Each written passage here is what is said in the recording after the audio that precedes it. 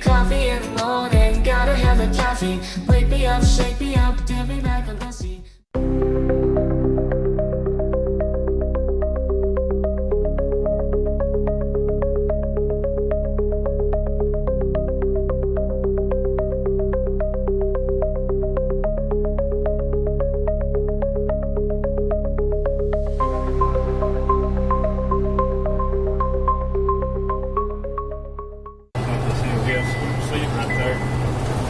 This is not the jail. This is not the jail now.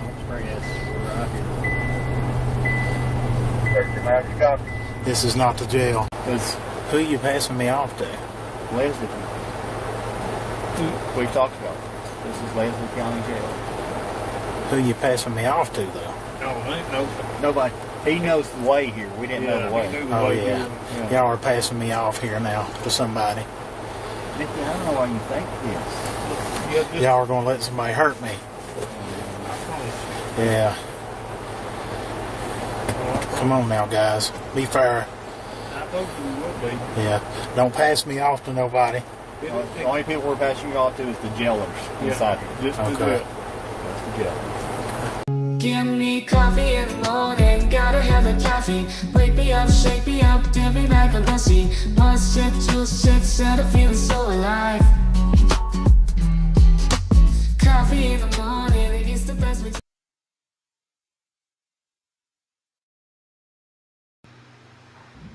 Good morning, good morning.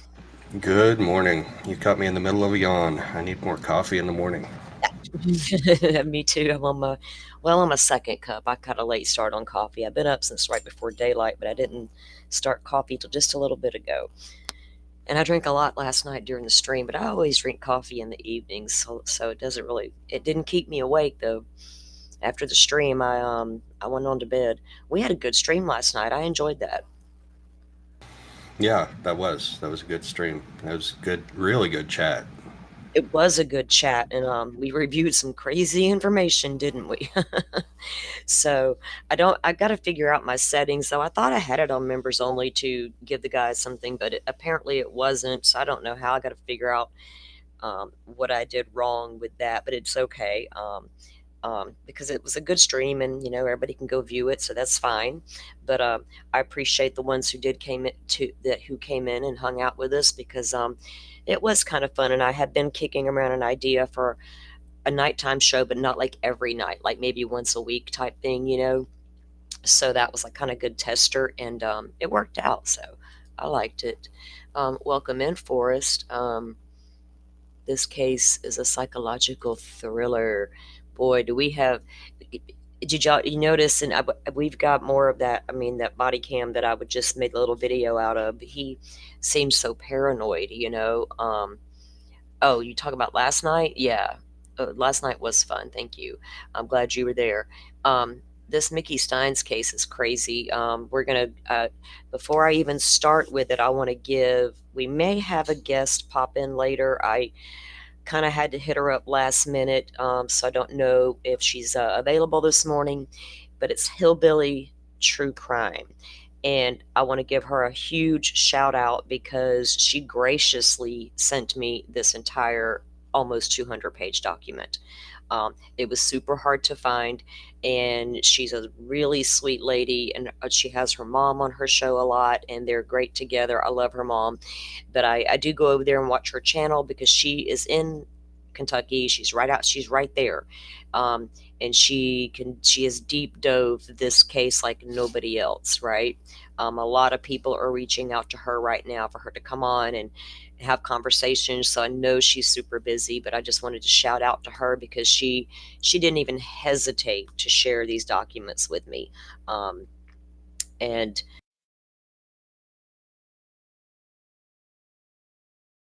she's a really good person. So I'm going to drop her if you want to go over and check out her content on this case. She's got way more on it than I do. Let me find out. Here it is. Give me the link. Now let me get back into the stream. Okay. So this is the link for her channel. You guys go over and check her out, and again, I want to give her a big shout out and thank her for sharing with us, because that's what it's all about. You know what I mean? If I have documents someone else doesn't have and they need them, I don't mind sharing them. Anything like that. She's on the up and up. I can say that. So again, shout out to Hillbilly Crime for helping us out today with what we're going to present. Let me welcome in Nina. Nina gave me a little inspiration recently. We were having a little discussion about some Brian Koberger stuff. So if you are a channel member, I made a post this morning on the members only tab, a little sneak peek about something we're going to talk about in our next upcoming Idaho 4 show. And Nina was a little bit of the inspiration behind that. I had known about it, for forever, of course, with the you'll have to go check it out. But she inspired me to look further into it, and I did, and there was some interesting stuff, so we'll see. But yeah, I got that posted up over there for the members only, so it's kind of a sneak peek for you guys. I'm trying to, come up with content to give you guys a heads up before everybody else gets it. So go check that out if you haven't seen that this morning. And thanks for the inspiration, Nina, and the conversation we had around that. I appreciated that. We are going to start off this morning. I'm not going to play Fox 59 stuff anymore. I don't care how in-depth or good it is, because they got, a little butthurt over me playing one of their clips. So this is a clip. I'm doing a case update right now. This is a little piece on the Delphi case, and it's just a little case update as to what's going on right now. And there's one more thing we'll take a look at, and then we're going to move into today's topic. And for those, somebody had asked last night about the Kansas City moms. Materials for that as well, to get us caught up on what happened in the beginning and all the way to where they are now. So that's in the works as well. I don't know if we'll have time today to get to any of that. So let me present screen. Oh, you're welcome, Nina, and thank you. I love you guys' input on cases. If there's things we don't think about or things you spot, I'm all down for working on things with people. So I appreciate you. I really do. Yeah, I think I like Restream better. I don't know why. Okay, let me pull this up. It feels The only like thing Go ahead. that throws me off is when I'm in Restream with you, Mm-hmm. the chat goes bottom to top instead of top to bottom. Like when I look to the left and I look at my YouTube at your YouTube broadcast, and I look back over to the right, the chats are reversed. Really? Because it's not that Yeah, way for me. the new chats come in on the top of mine in Restream. I wonder if I can change that setting. Does that happen to any of you guys? Because that's not how. Yeah, that's Well, not. they're looking on YouTube. They can't see us in the Restream studio. I'm looking in the Restream studio at the chat on the right side, and the new ones come in at the top, whereas YouTube, they come in at the bottom. Yeah, but And mine are coming in at the bottom. So that's weird. It's got to be a setting. That's weird, isn't it? Yeah. It's learning and navigating this stuff is like, sometimes it's like rocket science, right? Sometimes it's easy and sometimes it's not. I think the navigation around Restream is a little easier than StreamYard. There's a couple of things I don't care about with Restream. Like every time I go to do a new show, things like, let me show you, just for instance, like I have to upload my little video things each time. I mean, they're saved to the platform, but I have to upload them each time for each show, like this one. Bullshit. And I think that's bullshit. Okay, let's get us back up here on the screen. Where did we go? All right. So this, like I said, guys, just a little quick up. Joe did a reading, what was it, yesterday morning. We had a stream over there on Joe's channel and read some documents there, the latest in the Delphi case. And this is just a little news clip to kind of to go over that again. Let's see. Words from defense attorneys today in the Delphi murders trial. Attorneys for Richard Allen claim prosecutors are trying to mislead the court. They want the Carroll County prosecutor held in contempt. Today's filing is the latest attempt to correct what the defense calls errors in the trial. Allen's defense argued that a man named Ron Logan confessed to killing Abby and Libby and put forward testimony from a man who claimed Logan confessed to him. The state says that man failed a polygraph test. The defense says polygraph tests are not part of the trial record and shouldn't be allowed as rebuttal here. Prosecutors also shared video of a white van belonging to Brad Weber driving near the crime scene. Weber testified at trial that he drove his van by the scene around 2:30, around the same time Abby and Libby were killed, which prosecutors say scared Allen away. Surveillance video shared by the defense after the trial showed him driving almost 15 minutes later than he testified. In today's filing, the defense accuses the prosecution of using false information from a witness to secure the conviction. In a footnote of this new filing, the defense floats the idea that Nicholas McLeland could be held in contempt of court for filing photos of Libby's cell phone into the public record. You'll remember Allen's defense team was punished after someone connected to their office leaked crime scene photos before the trial. That filing also accuses prosecutor McLeland of misleading the court and misstating the law. The defense wants the court to strike McLeland's response from the record. The latest filing comes 8 years since the bodies of Abby Williams and Libby German were found. This past December, Richard Allen was sentenced to 130 years in prison. We recently spoke to Libby's grandparents. You can find that interview online at CBS4. Okay, so that was the end of that. That was just a little recap of what's going on right now. And it was strange that Nick did put those photos in that filing, right? Like, it's kind of like I get to do what I want, because Judge Gold's got my back as usual, and you guys are just trash. So yeah, and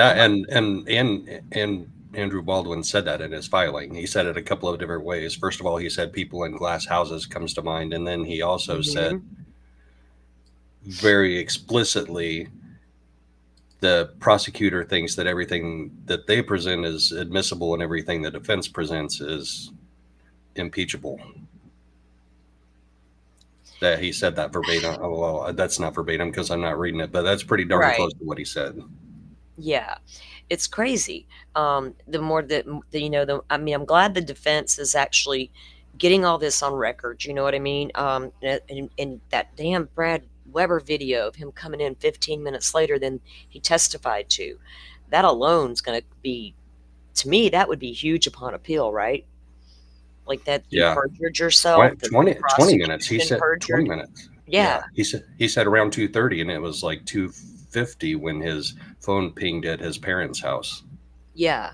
And it's so, are they going to be able to, will the prosecution get into trouble for any of this? It's going to be so interesting to see how that appeals process plays out. Now, guys, Joe did, when we were doing Joe's live yesterday, he was going over the documents of Ricky Davis, who was in prison and met Ron Logan and Keegan Kline. After that, I forgot what they called in Ricky Davis. That's just what I just pulled up, V. You're on top of it this morning, aren't you, girlfriend? I just found this. I just saw this morning before I went live. And if I can read his handwriting, we'll read it real quick.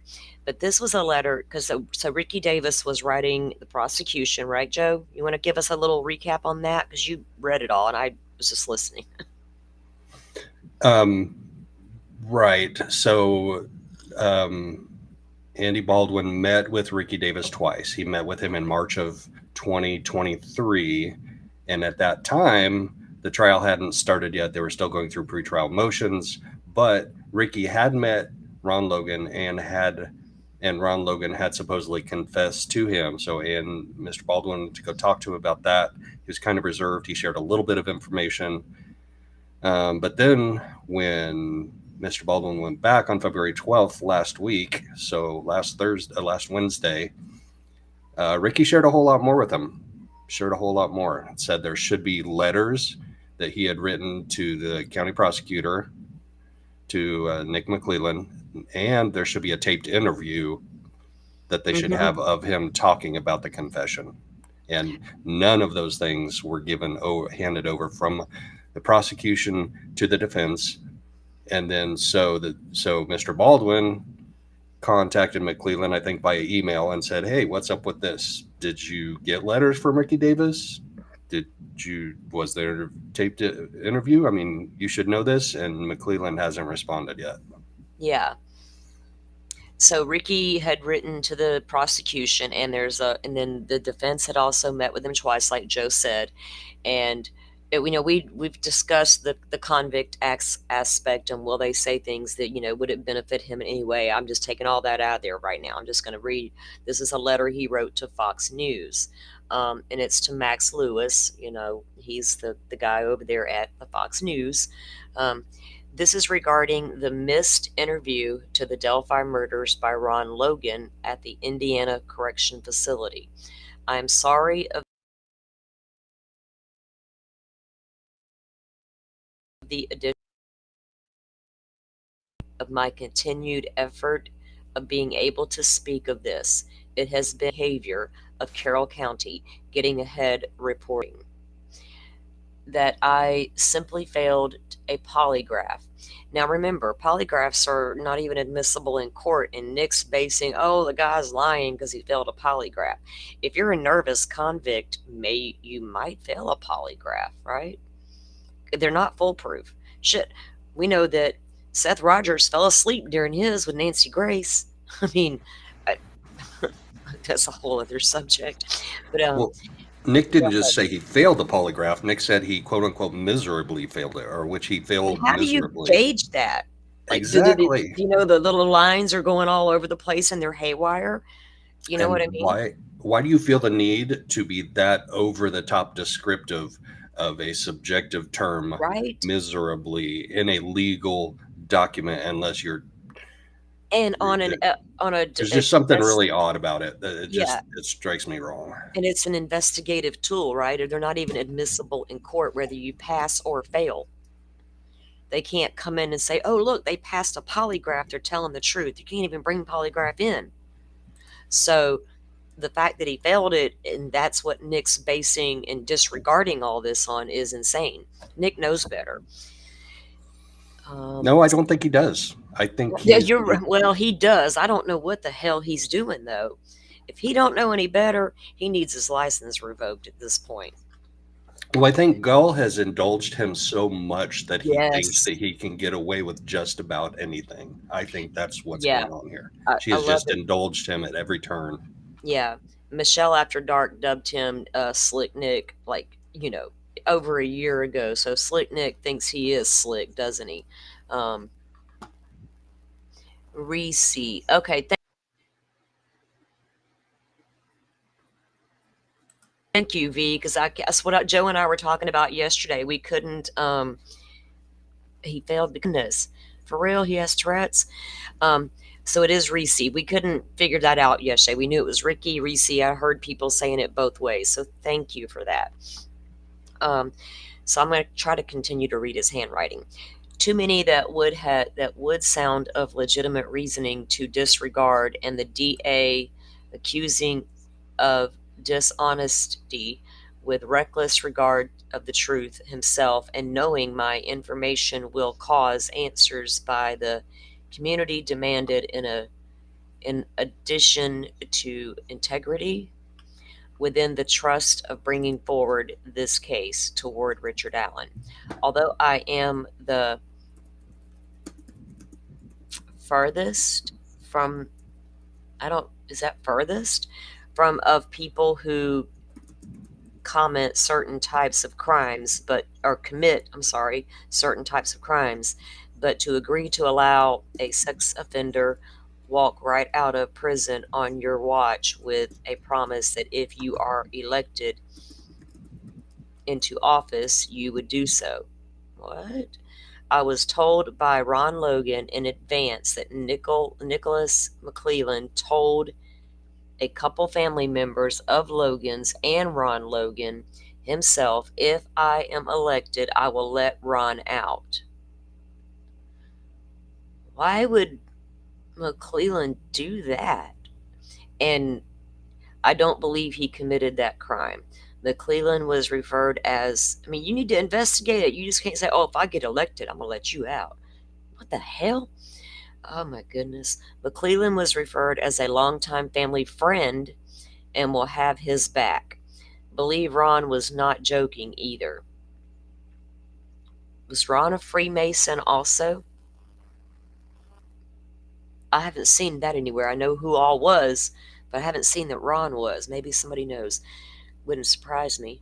When the investigation was sent, I am the one treated as I'd done something wrong. I was who requested to be placed on a polygraph. Oh, okay. It was made all about my motive, media attention. It was not about, I don't know what that word is. Can you tell? I don't even know if, can you guys see it good enough? About maybe I'm a man who has kids myself and felt deeply for them, baby girls, and families. I was asked to take the important, most significant facts, placing into less than two paragraphs. Two paragraphs. Okay, thank you. You can see it better than I can. You can read his writing better.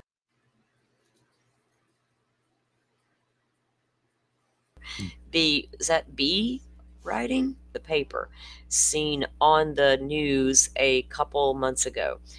I don't know what that word is. Do you? I asked, quote, if I been speaking to Ron Logan for months, how can I limit it with sentences? And end quote. I was just told, do the best I could. Return I did. In return I did.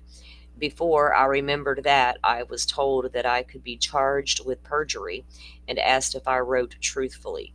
It was ambiguous to ask because was the information Logan said truthful? I did not have such answers, but I know no one would answer just informed. I can't even read that shit. Just to do the best I could. Yeah. I wanted was to talk like, I don't know what that little Men. word is. Men. Okay. Jody, you want to finish reading this one? Reconsidering? Recording device. Good God. I got on good, decent glasses. How do you read this man's hand? Maybe it's a man thing.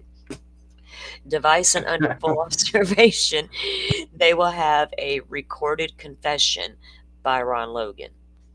I was told, nah, Mr. Davis, it is okay. It isn't necessary, really. This cannot be denied by McClellan, as the entire setting was fully recorded by video. It is undisputed facts that he can make, of course. He has made effort to silence my genuine efforts. It gets worse. While Richard Allen was about to go on trial, once again, I attempted to notify the three who were involved once more. The three, because we don't even know who the third person is yet that he's talking about. I don't even think he knows. But I think you know, right? You have a theory. I have a theory. There were facts and evidence to lead them to, but he would not speak to me since it related to Logan. Not one letter. And you know, it is suspicious that the Carroll County never put a warrant on Logan's property, but the FBI is the one that had to do it. I mean, the bodies are found on your damn property and they don't conduct a search warrant. How odd. Isn't that odd? I guarantee you, if a body was found on my property, they're going to get a search warrant for my property immediately. They didn't know a guy took the girls down the hill the minute they found them. How'd they get over on Logan's property? What were they doing over there? What are you to investigate that? But we ain't even going to get a warrant to search this man's property. We'll leave that to the FBI, and then we're going to kick them out when we don't like them anymore.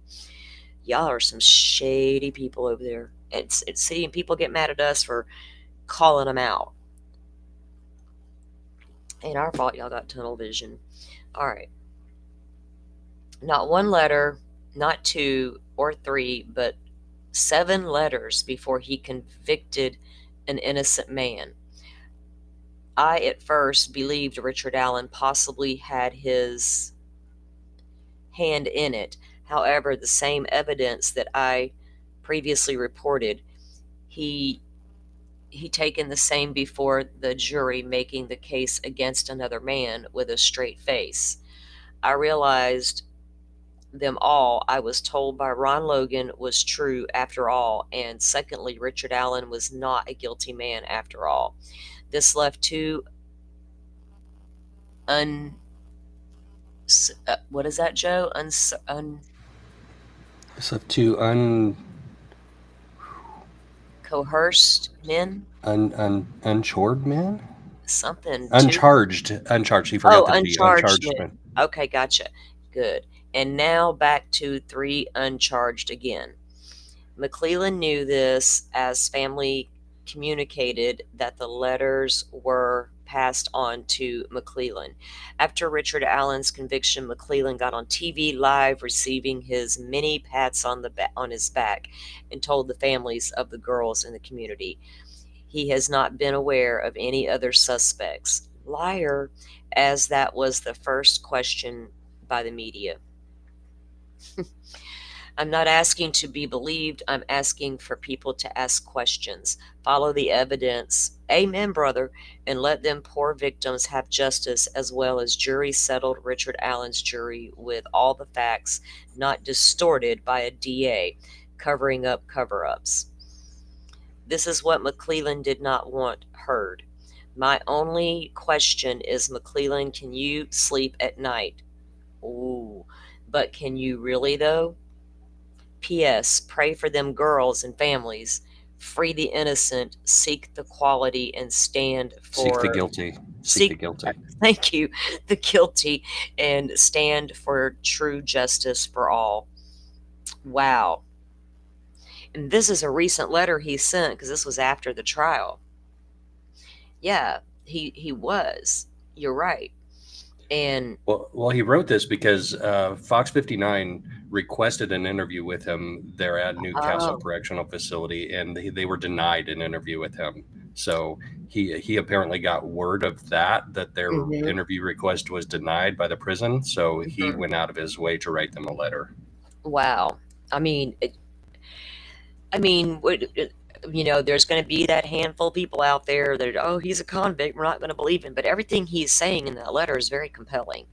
And it just opens up the door to more questions. And then the more I read into what is happening with the Logan Klein stuff that he's talking about, I can't have 2 things unless Ron is an Odinist, right? I have to take Odinism off the table at this point. And I'm not like keeping it off the table. I'm just saying, yeah, there were probably indications, and there we know it's prevalent in the community and all that, all the things we know about it. And I'm not going to go through all that again. But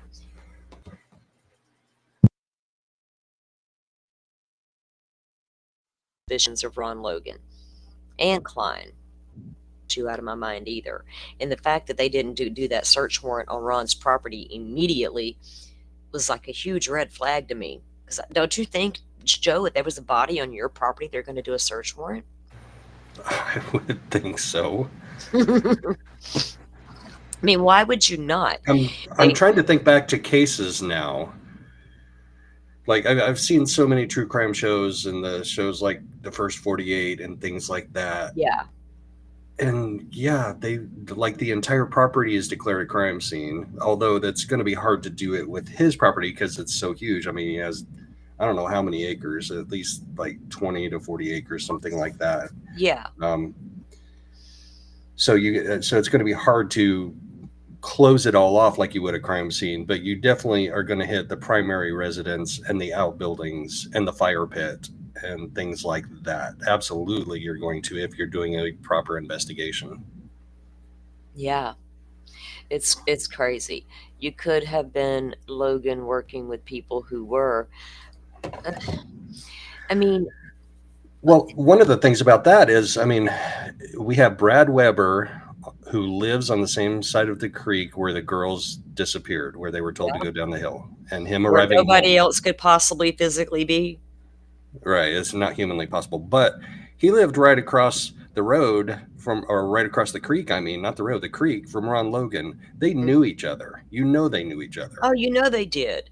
You know, I mean, even if they didn't, like, I don't know all of my neighbors, but I know them. Do you know what I mean? Hey, I only have one close neighbor. The other ones are a distance a bit away. But you know, those two knew each other in that tiny town. You know, this is a tiny town. I know some of them. Some of them I just know in passing, and we wave at the store and things like that. But you know, as long as those two have been around those properties, they know each other. They probably ran into each other out there hiking in the woods, deer hunting, whatever. I don't know if you can hunt in on that particular land, but you know they had to know each other or know of each other at least. You know what I mean? Because Ron Logan had been there for a long time, and we know that Weber's family owned me right now. Weber was coerced into getting up on that witness stand and saying he came home at a certain time when we now know he didn't. But why? What did they have on him? You know. Here's my thing on the Odenism. I think that when the locals who found the bodies and the people closest to the community, they were aware, the rumors started about the crime scene, right? So once those rumors started about what the crime scene looked like, certain people were like, oh my God, could these people have been involved because this is what they're into? Therefore, the tips came in about that. And then they started investigating them, interviewing them. Unfortunately, they lost interviews and recorded over. But I'm telling y'all, I watched all the Patrick Westphal interviews. And I've never said this publicly. I've said it one time to somebody privately. And it's probably not going to be a popular opinion, but I don't. After reviewing it over and over and over, I am not convinced that guy had anything to do with it. Just because of the thing, I mean, he's come out and been so super honest about what all they were doing. And he's not a good guy. He tells you that, you know, he's got a horrible past. But I always got the impression that maybe he was just investigated because of his connection to Holder, right? And we know Holder had a connection to Abby because of his son. So it makes sense that that avenue was investigated. But don't make sense they were just cleared willy-nilly.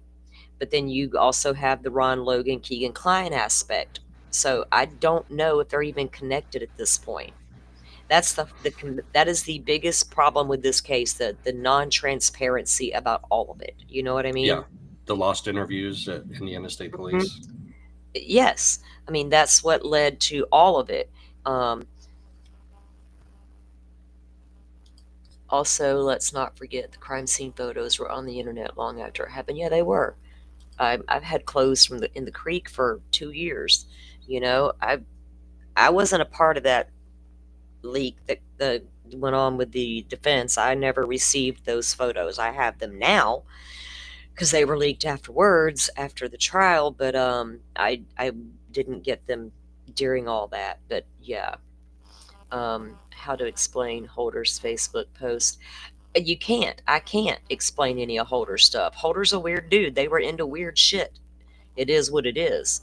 You know, and Elvis Fields, I don't know what to make. Is he the third person? You know, did he hang out with Ron Logan? Because I'm telling you, I'm this is like Idaho. I'm not going to buy into both theories unless you can connect Ron Logan to Odenism. And there's been so much research done on all the people by Sleuthy, All Eyes, me, Angela. Nobody has connected Ron Logan to Odenism. Not one time. So I can't go down both rabbit holes and say they both occurred. Do you know what I mean? Like, I just can't do it anymore. but everybody's still entitled to believe what they, you know, their opinions, and I get it, and I don't know what to make of it. With Elvis's weird confessions, it's definitely something to wonder about, right? There's lots of wondering, and most of it's because the police didn't do their job. No, they didn't. And if they had of, and if they'd have been transparent, we wouldn't be sitting here right damn now. And it's not about me, it's about Abby and Libby. You know, this is about, did an innocent man go down for something he damn well did not do? You know, and that's, to me, that's the biggest part of it, you know. And so we're going to move on from Delphi now, because if we don't, we'll be here for hours talking about Delphi. And I Yes, we will. I can't do it anymore. It's like rabbit holes, and it's just ridiculous. And I can't wait for all this to get hashed out in court, and they finally get to an appeals. And I know that takes a long time, so we're going to have to wait a hot damn minute.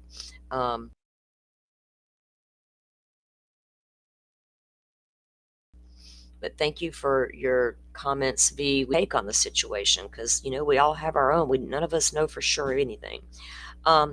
Let's watch this little piece on, before we start reading that document that we're going to go over. Hold on.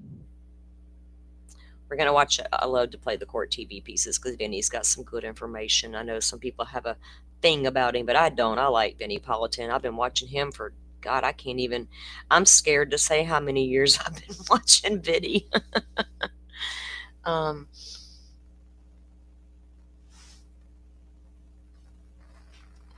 What did she say? V, I'm reading your comment. I don't necessarily think so on either of them, but the parallels to what they were saying and posting. Yeah, I get that. Don't think Odinist is white supremacy groups. What do you mean? They are in the prison system. They tied into the white supremacy stuff. And so did Patrick Westfall. He's on the Southern Poverty Law Center's website with big old warnings all over him for their white supremacy views.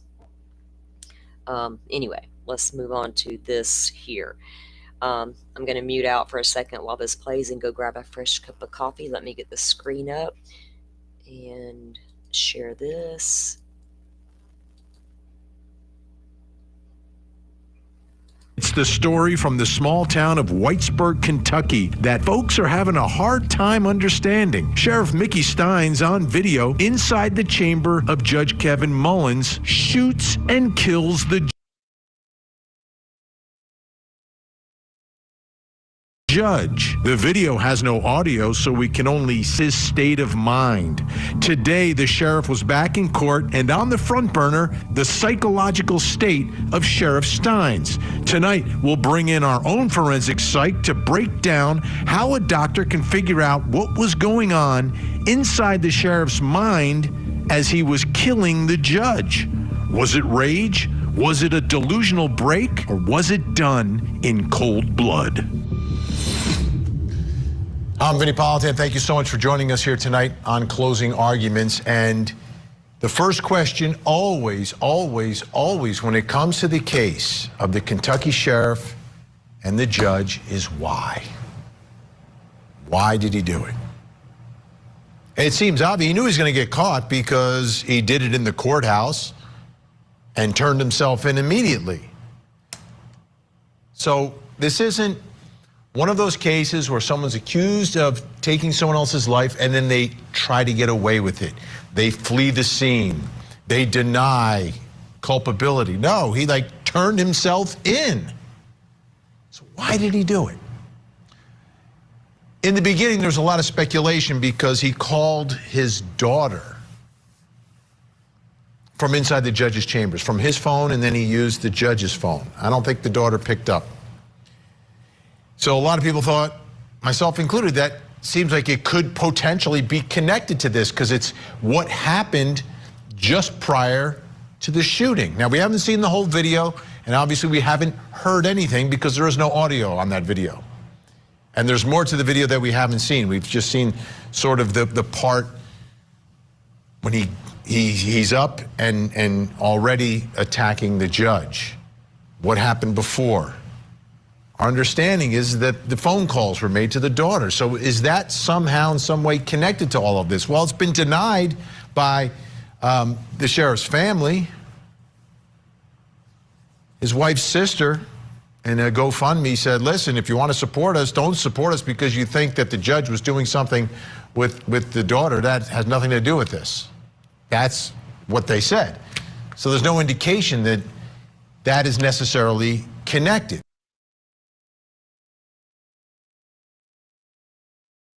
Now, there's something else big that was going on. Female inmates were assaulted at because it was one of the deputies that was working for him who was assigned to be the bailiff for the judge.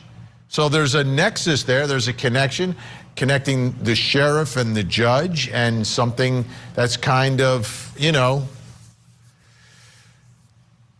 not on the up and up. Like there's something about this. And when we've talked about this, his lawyer has said, yes, this is part of it, but it's bigger.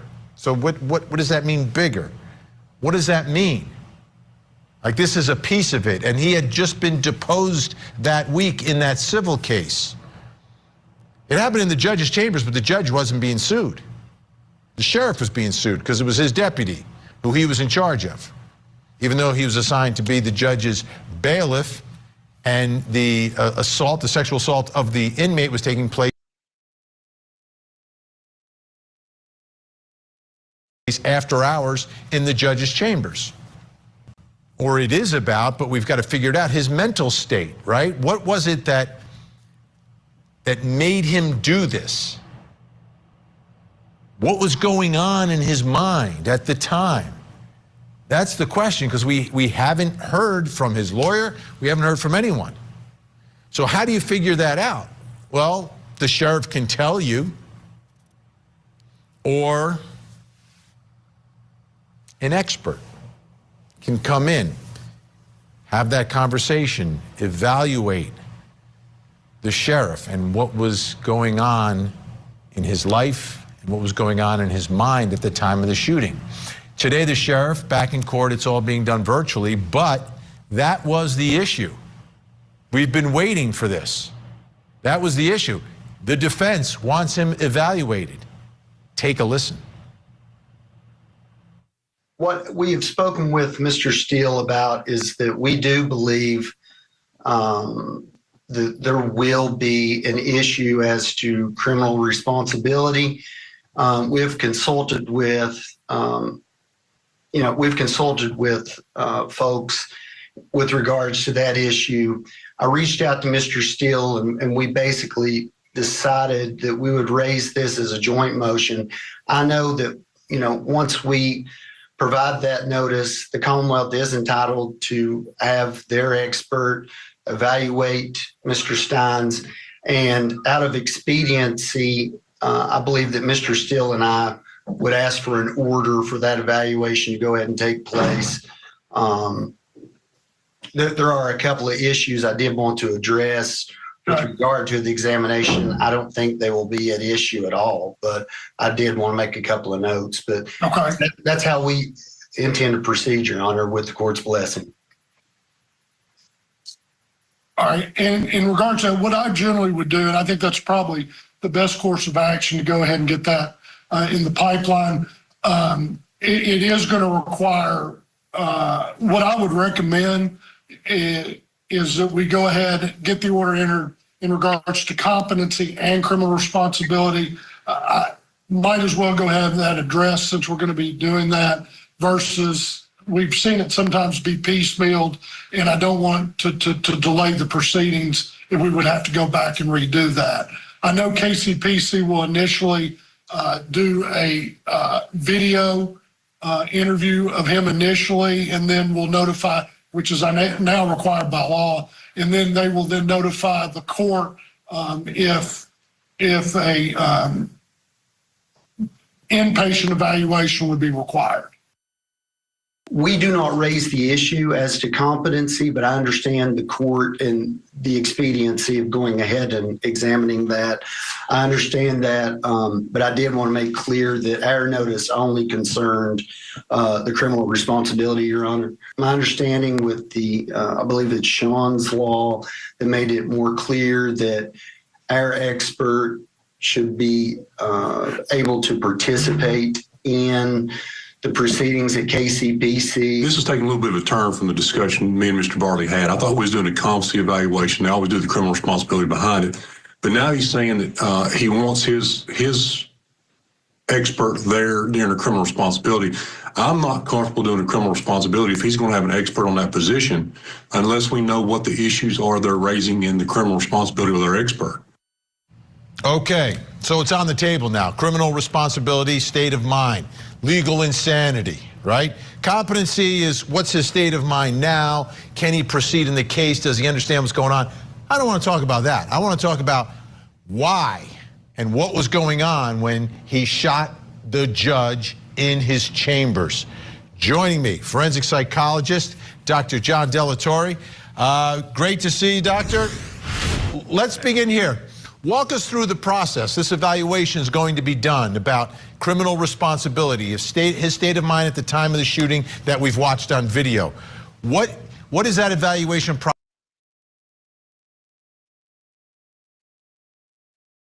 like? Take us step by step. Reviewing all of the discovery that's currently available. Now, obviously, discovery can come available all throughout the process, but initially at this point, you kind of want to see everything that both sides already have. You're going to start reviewing all these videos, right? Body cam, whether it's, from him being arrested or police cam in the car, whatever it is that you have, you want to take a look at it.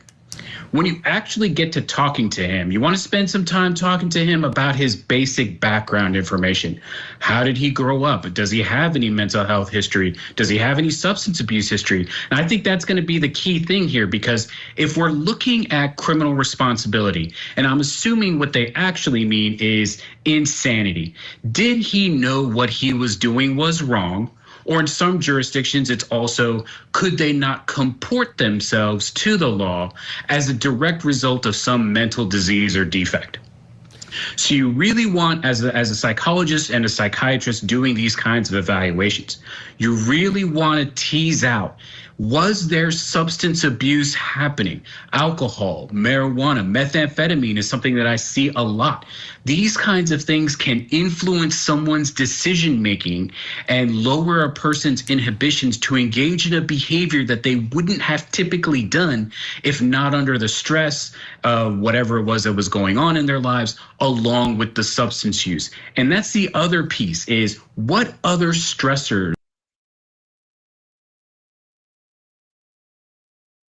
were going on in that individual's life. And so it seems a lot of this depends upon what the defendant is going to tell you and how honest they're going to be, right? I mean, V, I love you, girl.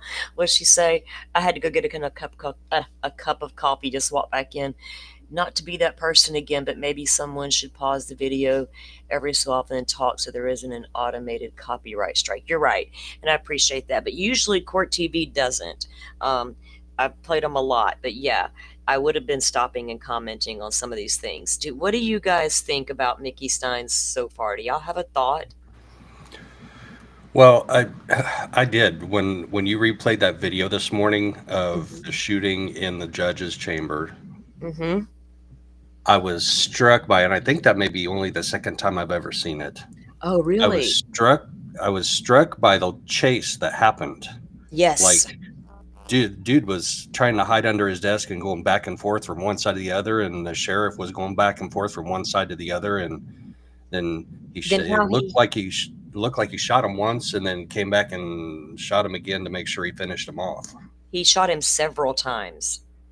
And then when he went to walk out, he would turn around and went back and made sure that he finished the job. He was very intent on what he was doing. And I tried to put myself in the judge's shoes. Mm-hmm. So this is a guy, the sheriff, that he has interacted with on a regular basis for many years. They know each other really well. If I knew somebody really well, Many years. and Well, they pulled out a gun at yes. me sitting at my desk, I'd be like, ha ha, very funny, put it away. But he knew in that instant, looking in the sheriff's eyes, that he was dead serious on that he was going to shoot him and kill him. He knew instantly, which is why he dove under his desk. And I think the judge knew why. And we're going to delve into some of that in that document. Now, you remember 3 days before that shooting happened, Mickey Stines went and gave his deposition in the civil suit case that Sabrina Adkins filed against Ben Fields, who was the judge's former bailiff, for the sex scandal, for having the women exchange sex to avoid paying for their ankle monitors. That's what it was about. And apparently this was going on in the judge's chambers. Sabrina also states, I have her paperwork as well. I had an audio interview with her somewhere. But anyway, she says that she even was shown video of the judge having sex in chambers with female inmates. So was Mickey aware of all of that, or was he becoming aware? He used to be the judge's bailiff, right, before he went on to be sheriff. And I just learned the other day from watching Hillbilly Crime, this guy Stines had no real formal training to be a police officer. Like, he was grandfathered in to be the sheriff. Well, if Kentucky is the same way as Indiana, you don't have to have any qualification. Didn't complete the academy. Yeah, in Indiana, you don't have. Right. In Well, Indiana, you don't have to have qualifications. You could get, it's an elected position, and you don't have to have any. Well, damn, no wonder. How come that's not a surprise to me? I get you can run for sheriff, but I think you should have a background in law enforcement, because by God, how do you know what you're doing? Well, it's up to the voters to figure that out. Well, I'm sorry, but as a voter, I want somebody sheriff with a qualified background. Exactly, me too. And a coroner in the Indiana, head cop. So you no don't have to have wonder any Indiana. Yeah. Okay, no wonder Indiana's so screwed up. You don't got to do nothing but just get out there and say, "I want to be the sheriff." Let's do this. I'm gonna go run.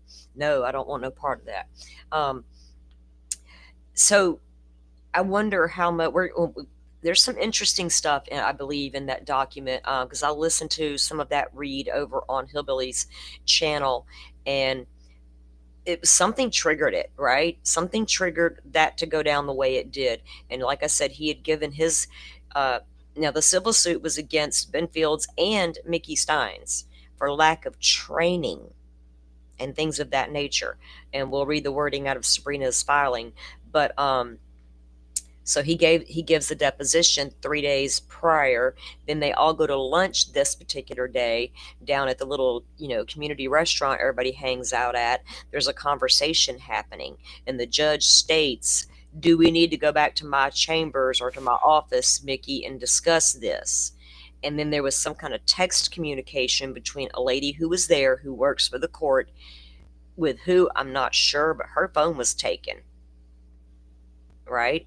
So, oh, I did, V. You're good, girl. I did. You're good. I love your comments. I got you, babe.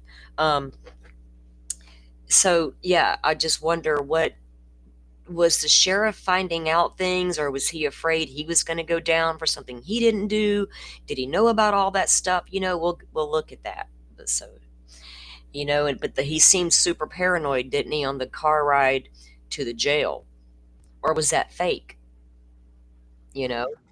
Or was he having a psychotic episode of some kind or another? Like, did Right. that, whatever That's triggered part it, of like, Yeah. do a deep triggering of something. Right. Yeah. I mean, if you just did because when he did it, he walks out of the courthouse and he stands there and he waits for them to come and arrest him. So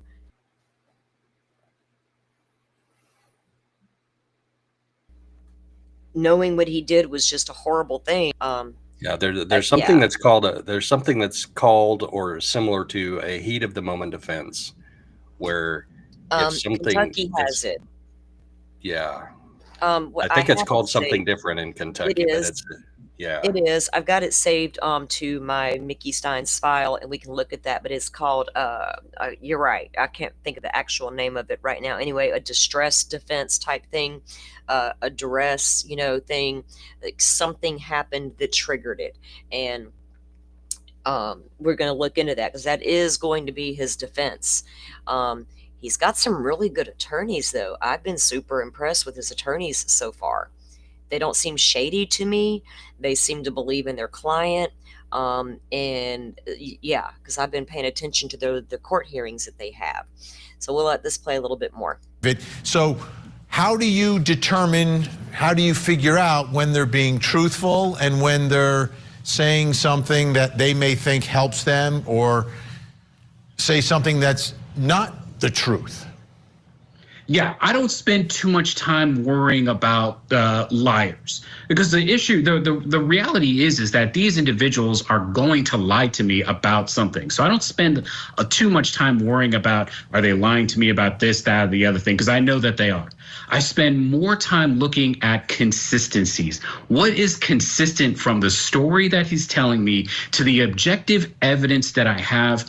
If I don't see any consistency between the two, who else can I talk to? What other family members are available to let me know what was going on in the weeks, maybe month that led up to this this time? Sometimes it's really about how other people see you. I don't spend too much time worrying about the subject, right? The examinee, right? What his story is, that's only one piece of the pie. Family members, friends, co-workers, objective information, clear evidence obtained by police and medical examiners. All of these kinds of things, I think, weigh more than just the story that I'm being told. And will you ask him about the shooting itself? I mean, do you go there to the day that it happened, and do you walk through what he did? When he was taking that ride to the jail, because they transferred him from Letcher County over to Leslie County after the arrest. Well, shit, I just forgot my thought process. Did you see in one of those pictures, though, he was wearing an Archie Bunker 2024 shirt? Wonder what's up with that, because we all know about Archie Bunker's character.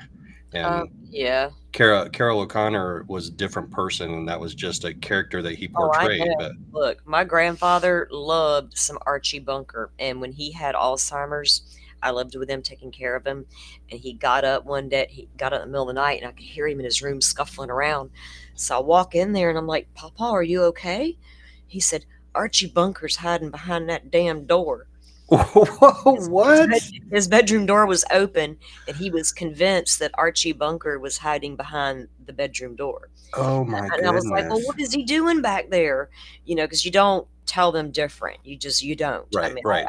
You don't argue with them. Yeah. No. I went down to the Alzheimer's Society. I got books. I got all the learning material I could, because I was taking care of my pawpaw properly.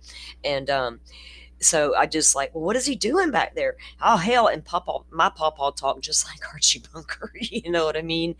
And he's like, I don't know what the hell he's doing back there, but he needs to come out, And so I opened the door. I'm like, Archie, get out of there, So it was just a whole thing. But my grandfather always watched that show.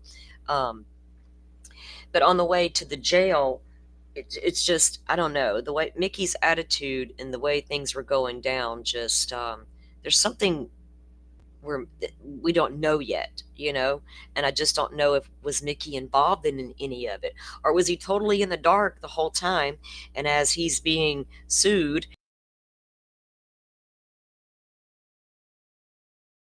and the deposition questions are after Ben Fields was arrested, because Ben Fields copped a plea deal. Like, he admitted, yes, I was doing all that. I was having sex in chambers with these women in exchange for them not paying for their ankle monitors. Then the camera went up in the judge's chambers. And from what a lot of legal experts and attorneys and judges say, that's not normal to have a camera in a judge's chambers. because you have to meet in chambers a lot to discuss court things with the attorneys and such. It's not a general thing to have a camera, and that camera wasn't installed until after Ben Fields was arrested and all that stuff went down. Did they find these videos Sabrina Adkins was talking about where the judge is allegedly having inappropriate relations as well? It's going to be interesting to see I know Court TV will carry it if Kentucky allows cameras. I haven't even really checked into that yet. Oh, absolutely. And I'll even go a little bit past it. It really depends on the crime that the person has been charged. If the person's been charged with murder, then we're going to spend a lot of time talking about how did you decide that this was the thing that you want to do? How did you feel when all of this was happening? What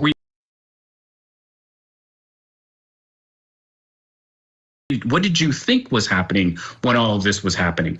And then talking a little bit more about hasn't been charged with evading arrest or anything like that. We're not going to spend too much time, because the reality is that if someone, let's say, was insane at the time of the offense, across the timeline, there's clearly going to be a point where someone becomes sane. So you don't want to go too far down the road on the timeline of the events as they were unfolding, right? You really kind of want to stick to what was going on in the hours, minutes, seconds leading up to it, and then kind of the seconds and minutes and maybe hour following, to see how well established the delusional aspect of what they thought they were doing has settled. And if someone has that break from reality, right, and they're in some sort of delusion, afterwards, can they always recall it? Like, do they remember being in the delusion? Do they recognize that it was an altered, like, delusional state? How do they reconcile? Do y'all recognize when you're in an altered delusional state? Some people might. Like being here speaking to you versus, a few months ago, I was in the judge's chambers and this was happening. Yeah, and honestly, Billy, that's the hard part, because when you're speaking to them, it's usually weeks, months, maybe even years after the event has already occurred. So they can already be loosened from whatever that delusional state was, whatever it was that was going on. They can be loose from it, from medications, or they're off drugs. Anything could have happened in which they're telling you, yeah, I recognize that this thing was wrong, but they're telling it to me now, that they recognize it as wrong now. The retrospective aspect of conducting a sanity evaluation makes this so much more difficult, because you have to know what were they actually thinking then, not so much what they're thinking now. And that's where other people and the objective evidence that you get can kind of guide the way to determining how settled that actual delusional aspect was. Dr. John Delatorre, forensic psychologist. Okay, that's enough of them. What do you think so far, Joe? Do you have any thoughts on it? Yeah, I think that's part of the definition of being delusional, is not recognizing that you're having some type of an event. Right. There are certain heightened emotions that I am aware of that I'm experiencing, but I think that if I just snap like that, I may not be aware that I'm having. So he walked out and he surrendered. So did that realization come to him as he was walking out? Where did that change? But then if he's still having some type of an episode in the back of the cruiser on his way to jail, then yeah, it's hard to tell. I'm sure we're going to hear from some experts. Right. And I can't wait for that part, because, my train of thought just came back to me from earlier. If you did something that horrible and what you just did was bad, and then did that cause the paranoia on the way to the jail? Where are you guys taking me? Who you handing me off to? Because are y'all going to get me now because of what I just did to the judge? Or was that part of his already psychosis that was happening? Or was, but I still would love to know what triggered the event at the luncheon that day. Because it was a normal lunch at the restaurant they always visited, and whatever the conversation was around that deposition, I believe. And there were people there that witnessed that conversation. And then you know, the judge asking, do we need to go back to the chambers and have a conversation? You know, it's just, I don't know if I trust the judge, you know. And when I heard Sabrina say that she saw video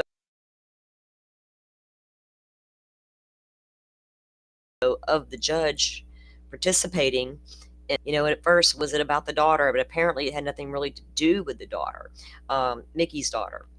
But Stines did, one of the police officers who testified at the prelim, you know, said that Mickey told him they were trying to kidnap my family. So was he being threatened at some, you know, was he unaware of what was going on in the judge's chamber? Let's give him the benefit of the doubt. He was unaware. Then the lawsuit's filed. More's coming out about the lawsuit that just triggered him and pissed him right off. You know, and y'all aren't going to make me go down for what you guys have been doing. I'm not sure which way it's going to go yet. We're going to play this last hearing before we go into the document. This was a hearing held recently in the case. Let me get the screen up and give you guys a little bit of gist from that. And we'll stop and comment a little here and there.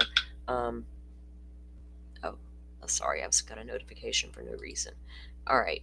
So this was under the judge, and this is the last hearing that was held, I think. Mickey Stines. This is my first hearing on this matter.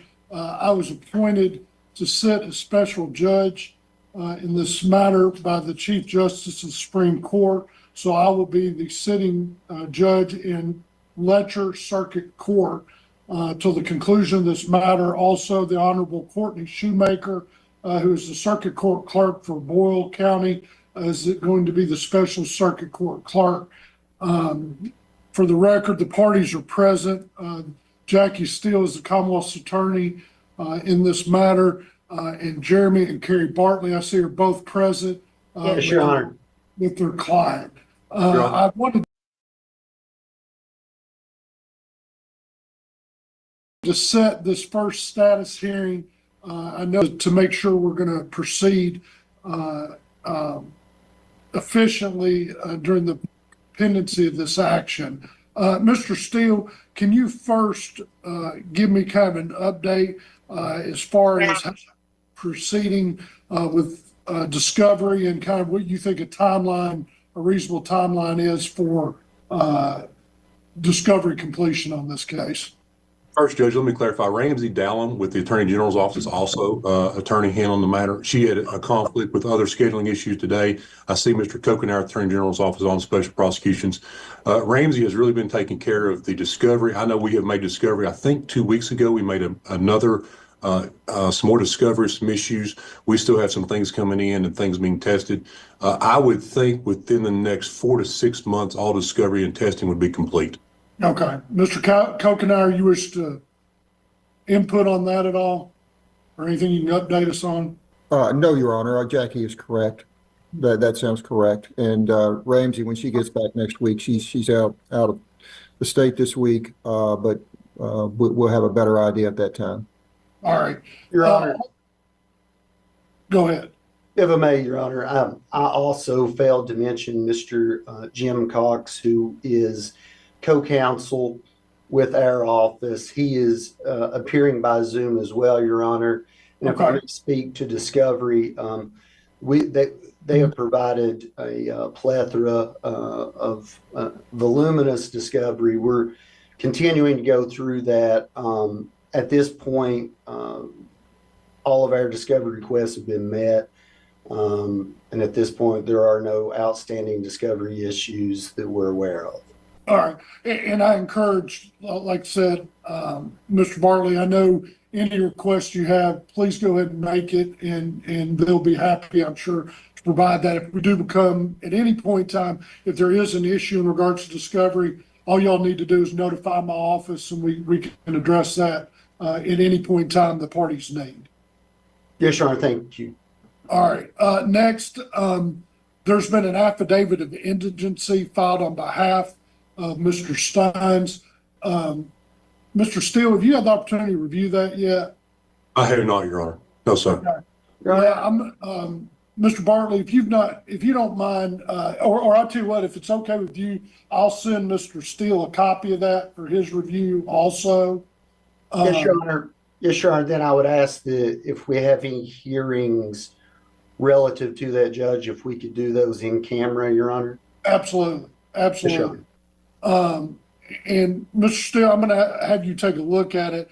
I'll just kind of give you my inclination at this point in time after reviewing the affidavit of indigency. Due to the nature and complexity of this case, I do believe after reviewing the affidavit of indigency that Mr. Stines will qualify potentially for Chapter 31 funding. I'm going to ask you, I'll send that to you and you can copy special prosecutions on it. What I would ask is after I send it to you all, if you all have any objection to that, if you will file that with the court within 10 days. Yes, Your Honor. And I don't think that will be an issue. Mr. Bartley, once we get that issue resolved, I will then proceed potentially with any request for Chapter 31 funding. And Mr. Steele, Mr. Kokenauer, maybe you all can address this if you want. Obviously, the rules would require that you all be given notice of the request for any ex parte hearings. Without question, there I think will be some ex parte hearings potentially for Chapter 31 fundings. How do you all want Mr. Bartley to notify you all anytime that they are going to file for an ex parte hearing? Your Honor, Mr. Bartley has both mine and Ramsey's email. If that's a little too much for you guys, let me know that I did bump up the speed a little bit, okay?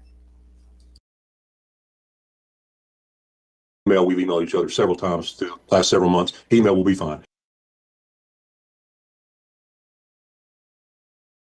He does not need to file those in certified records.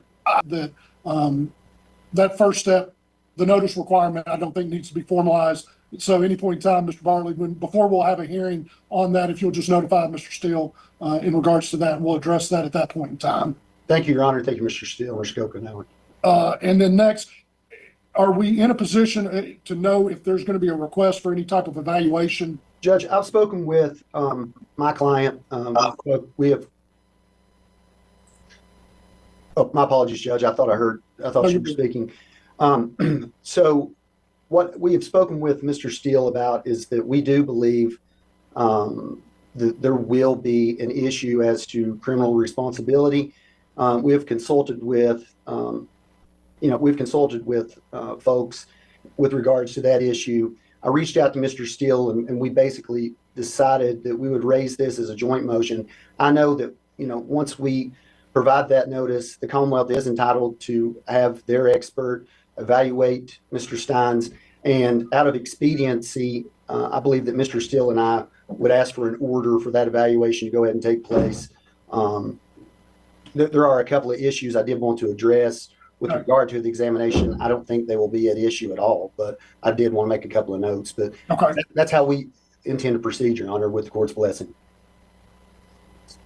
All right. And in regards to that, what I generally would do, and I think that's probably the best course of action to go ahead and get that in the pipeline, it is going to require, what I would recommend is that we go ahead and get the order entered in regards to competency and criminal responsibility. I might as well go ahead and that address since we're going to be doing that versus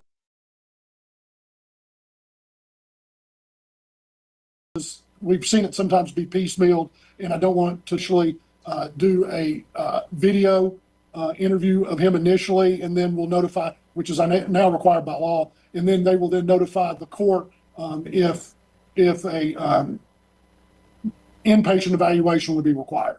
Your Honor, so we, and I understand inpatient evaluation position, and certainly interesting. We do not raise the issue as to competency, but I understand the court and the expediency of going ahead and examining that. I understand that, but I did want to make clear that our notice only concerned the criminal responsibility, Your Honor. Okay. But the other issue that I wanted to make sure that we discussed was my understanding with the, I believe it's Sean's law that made it more clear that our expert should be able to participate in the proceedings at KCPC. And I would ask that I'll go ahead and identify him. He is Dr. Eric Drogan. Okay, I'm very familiar with Dr. Drogan. We would ask that Dr. Drogan be allowed to participate pursuant to the statute. And then the second piece of that. Dr. Drogan? What was that first name? I missed it. I can replay it later. I like to look up the experts. Yeah. Well, so they're doing a competency evaluation. Mm-hmm. Does the defense have to request that? Does the state request that? Who requests the competency evaluation? Because surely they don't evaluate everybody for competency just across the board. Right. And I think the defense probably requests it, you know. I may be completely wrong. We have to ask Bob about some of that stuff. Check out some what the attorneys say. But you would think that the defense would request it if they think it will benefit their client. Right. And Lori had one back in the fall. She had two actually. So who do you think initiated hers? Was it the court or the defense? You know what I mean? Yeah, that's a good question. I've got to go back and find that paperwork for sure. Yeah, I can't recall either. But they come up a lot in court cases, these competency hearings, and I never know who requests them. Maybe that's why Go ahead. She had two different doctors evaluate her Mm-hmm. because she wanted to represent herself, but both doctors said she was competent. So Yeah. I don't know. Here we are. With the Hot Mess Express, Lori Vallow. All right. And generally, I believe this is standard procedure, but I believe that normally KCPC gives both parties an opportunity to submit materials that they may want reviewed. Sure. We certainly would like to make sure that we have that opportunity. Absolutely. Yeah, both sides will have. I know the more information the KCPC is provided, the more effective the evaluation will be. Yes, Your Honor. All right, Mr. Steele, what's your take on if we do just criminal responsibility or if we go ahead and knock out competency and criminal responsibility? I'm okay with the competency issue. This is taking a little bit of a turn from the discussion me and Mr. Barley had. I thought we was doing a competency evaluation. I always do the criminal responsibility behind it. But now he's saying that he wants his expert there during a criminal responsibility. I'm not comfortable doing a criminal responsibility if he's going to have an expert on that position unless we know what the issues are they're raising in the criminal responsibility of their expert. So we're going to get in a position where our experts at KCPC or the court's experts at KCPC are on criminal responsibility are going to make a finding while their expert's present, and then he's going to go back and write. This guy talks fast already, don't he? He does. Yeah. Good Lord, I'm Yes, trying he to does. follow him. I'm like, I don't want to slow you down alone, dude, but good Lord, take it down a notch. His report. I don't want the court's KCPC evaluators doing an evaluation until they know what their position is, what their expert's position is. That way he's not interfering, but he's in an evaluation for criminal responsibility, and then he gets to go back and then address issues that he thought were not discussed properly during the KCPC responsibility issue. So I'm okay with getting the order in, but I think if there should be I think their expert, if they've already conferred with him, he's already done an examination, needs to get that report in before the KCPC responsibility issue is done. Yeah. So, Judge, I don't think that the rules require preparation of a report before that examination. We raise only the issue of criminal responsibility. I understand that it's expedient to raise both, but once we give notice, there's nothing that I see that requires us to produce a report before he's evaluated. And, I guess the reverse could be true that,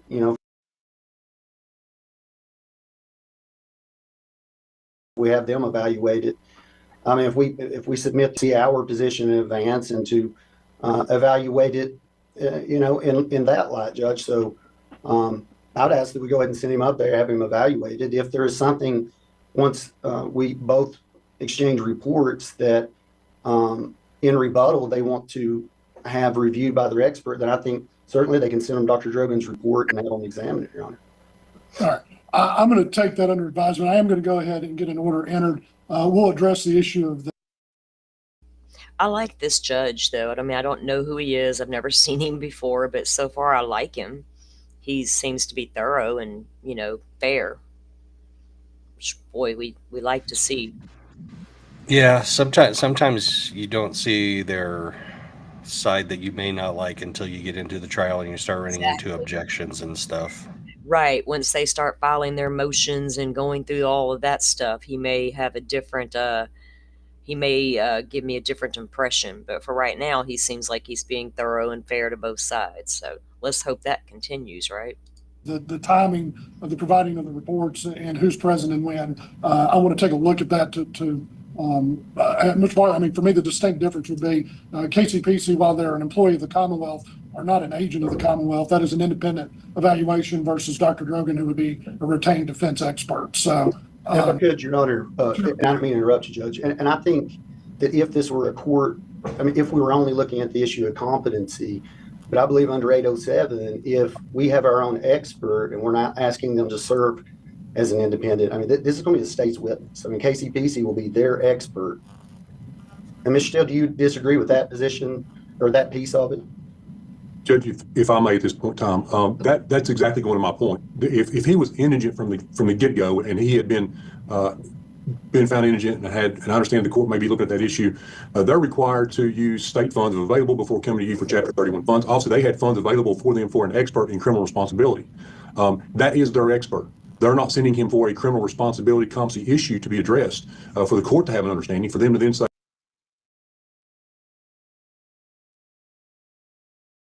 okay, there's criminal responsibility issues. They have got an expert hired. They've already got an expert hired. And like the court said, they're not my expert. They are a function of the court, for the court to look at issues in regards to pretrial issues. So that's, again, just reemphasizes my position in regards to criminal responsibility, why their expert who's already hired should have a report filed before that goes forward. All right. I'm going to take that issue under advisement. I'll take a look at that. I will either issue an order or I'll enter a briefing schedule in regards to that issue. Sure. Thank you, Your Honor. All right. Anything else you all want to address today? Yes, Your Honor. We would ask that the court advise how you would like us to make our request for bond. We had discussed at the arraignment with the previous judge that we would do a formal bond hearing. Certainly, we were kind of in limbo until your appointment, Your Honor. So we certainly would ask the court to review it, but we would like the opportunity to address bond, Your Honor, and how, in whatever form the court would like for us to raise that issue. I'm fine, but in regards to the issue that if you want to set a time for a formal motion on your bond, we can do that at any point in time. Yes, Your Honor. Yes, Your Honor. In terms of dates, is there any parameter in which you would like for us to file it? If you all want, you can confer with the Commonwealth. If you want, just find some agreeable dates to both sides, and then we'll coordinate that with my office, and that'll be a hearing that I will travel and do that in person. Yes, Your Honor. Yes, Your Honor. That's why I want to make sure that it was convenient for all the parties. Absolutely. We'll work around that. And when we get a little bit more, we can probably tie to us. We could probably couple that and kill two birds with one stone. Yes, Your Honor. In the event that the court, there were a bond set that was makeable, then at that point we, may have to revisit whether there's a inpatient versus outpatient. But I understand, Your Honor, we'll file that motion and get with everyone to discuss a convenient hearing date, Your Honor. Sure. Be glad to address bond at any point in time. Yes, Your Honor. All right. I don't even know if they've done that yet. I'd have to check into that. Let me show you guys something. Okay. Let me pull this up. So it's Dr. Eric Drogan. And apparently he's got some pretty good credentials here. He is a fellow of the American Psychological Association, a fellow of the American Academy of Forensic Psychology, a diplomat of American Board of Professional Psychology, a diplomat of and former president of the American Board of Forensic Psychology. Dr. Drogan currently holds faculty appointments with Harvard Medical School, the Harvard Mass General Brigham Forensic Psychiatry Fellowship, the Brigham and Women's Hospital, Harvard Medical School Psychiatry Residency Training Program, and the Beth Israel Deaconess Medical Center, Harvard Psychiatry Residency Training Program. He is the affiliated lead of psycholegal studies for the Psychiatry Law Society program and participates in the Forensic Psychiatry Service at BIDMC. And the program is Psychiatry and Law, and the Law at Massachusetts Mental Health Center. Additional positions have included chair of the APA's Committee of Professional Practice and Standards, chair of the APA's Committee on Legal Issues, chair of the APA's Joint Task Force. Damn, this guy's good. He's got a lot. You should see his bio on the University of New Hampshire website. There's even more, like like twice that much. So you were looking it up too. You got your screen pulled up, dude. Yeah, I do. All right, hold on. Let me get back there. Teamwork. Hold on, I gotta separate that tab out from the other so I can find it easier. You're good. He currently serving as the associate editor of the International Journal of Law and Psychiatry.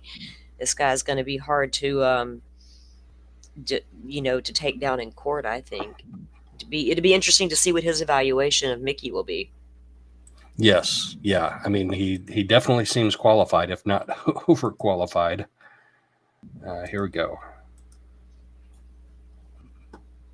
Okay. Tell me when you can see that. I got you. Let me get you up there. There we go. All right. Eric Drogan, adjunct professor, law and mental health. He's a fellow of the American Psychological Association. That's the APA you mentioned earlier. A fellow of the American Academy of Forensic Psychology, a diplomat and former president of the American Board of Forensic Psychology, and a diplomate. I think that should be diplomat of the American Board of Professional Psychology. Dr. Drogan currently holds faculty appointments with the Harvard Medical School, on the staff of the Forensic Psychiatry Service in the Department of Psychiatry at Beth Israel, in the Harvard Longwood Psychiatry Residency Training Program, and is a member of the program in Psychiatry and Law at the Massachusetts Mental Health Center, lectures regularly, honorary professor of psychology. Additional positions have included chair of the APA's Committee on Professional Practice and Standards, chair of the APA's Committee on Legal Issues, chair of the APA's Joint Task Force. This guy's not cheap, okay? This guy's not going to be cheap, which may be why they're arguing about whether or not Mickey Stines can afford him as an expert in his case. Life Fellow of the American Bar Foundation. That's interesting. So that has like a legal aspect to it, right? He currently serves as co-chair of the American Bar Association's Behavioral and Neuroscience Law Committee and as co-chair of the ABA's Life and Physical Sciences Division. Holy cow. Yeah. If they can retain him, he's like, sounds like the guy to have, right? Currently serving as editor-in-chief of the Journal of Psychiatry and Law. Formerly served as co-editor-in-chief of the Psychological Injury and Law. Wow. He doesn't look old enough for that long of a CV. I mean, right? Maybe it helps that he shaved his head. Yeah. I mean, it's going to be interesting to see the evaluation that what their conclusions are as to Mickey's mental state. And, did something trigger that's let me see this again. Hold on. Let me see if I can grab this real quick so we can get an idea of what I'm talking about here. Here we go. Where's it at? Extreme emotional. There it goes. Or the thing. Am I going to be okay? Let me make this bigger. Okay, so Kentucky has this thing. Let me put up the screen because I had looked it up in the beginning when we first heard about this. So, assault under extreme emotional disturbance in any prosecution under KRS 508.010. Oh, I'm not going to read all those numbers. In which intentionally causing physical injury or serious physical injury in an element of the offense, the defendant may establish a mitigation that he acted under the influence of extreme emotional disturbance, as defined in subsection 1A of KRS 507.020. An assault committed under the influence of extreme emotional disturbance is a Class D felony when it would constitute an assault in the first degree or an assault in the second degree if not committed under the influence of extreme emotional disturbance, or a Class B misdemeanor when it would constitute an assault in the 4th degree if not committed under the influence of extreme emotion. He stated that in court. So you're going to have to get your guy evaluated. Yeah, and the way that I had it explained to me years ago, and there was a guy in Lafayette that actually was found not guilty due to that extreme emotional disturbance, or whatever they call it under Indiana law, quote unquote heat of the moment type of thing. He walked in on his wife in bed with another man, and he had a firearm on him, or it was on the table or something like that, and it was loaded, and boom, boom.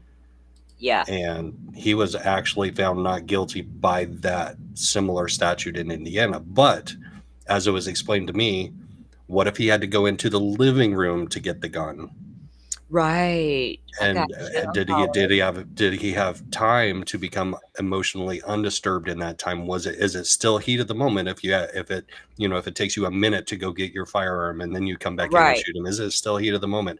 Or if you have to stop there and load your gun, if it's unloaded and you have to take the time to find the rounds, put them in, load it, and then shoot them, if it takes you 30 seconds, a minute, 2 minutes, where is that gray area between heat of the moment and it looked to me like in that judge's numbers, it was the heat of the moment. Like he was carrying the firearm, it was loaded.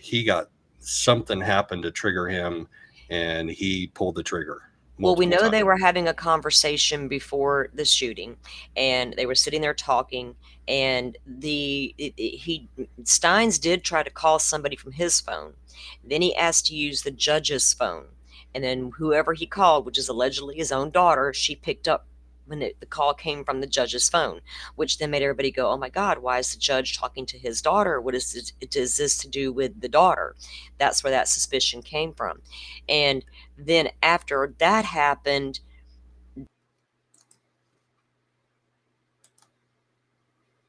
that's when things got heated, and that's when Mickey did with this video footage. There's no audio at all. So we don't know what was said between the two men. Only Mickey knows what was said between them, so something definitely set old boy off, didn't it? Let me pull this up, and we're going to get into the document, but I need to take a bathroom break. I hate to give y'all TMI, but this is the deposition that Mickey gave 3 days before, and it's like 196 pages, so we're just gonna try to get to the meat and potatoes, as they say. But the deposition of Mickey Stines was taken on behalf of the plaintiffs on September 16th of 2024 at the law office of Ned Pillersdorf, 124 West Street in Prestonsburg, Kentucky. Said deposition was taken pursuant to notice previously filed and is to be used for purposes of discovery and all other purposes permitted by the rules of the civil procedure. Because like I said, it was a civil suit filed by Miss Adkins against Ben Fields and Mickey Stines.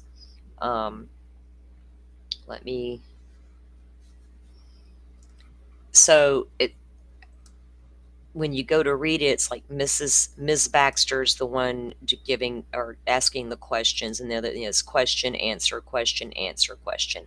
And I'll try to do it as a, hi, young Black economist. Welcome in. Good to see you. Welcome in, everybody who's just joining. I see a few more people have joined up. Thanks for being here. You guys, don't mind, hit the like button. We'd appreciate it. And again, welcome in. We are covering the Mickey Stines case this morning. Hillbilly Crime was generous enough to send me this document.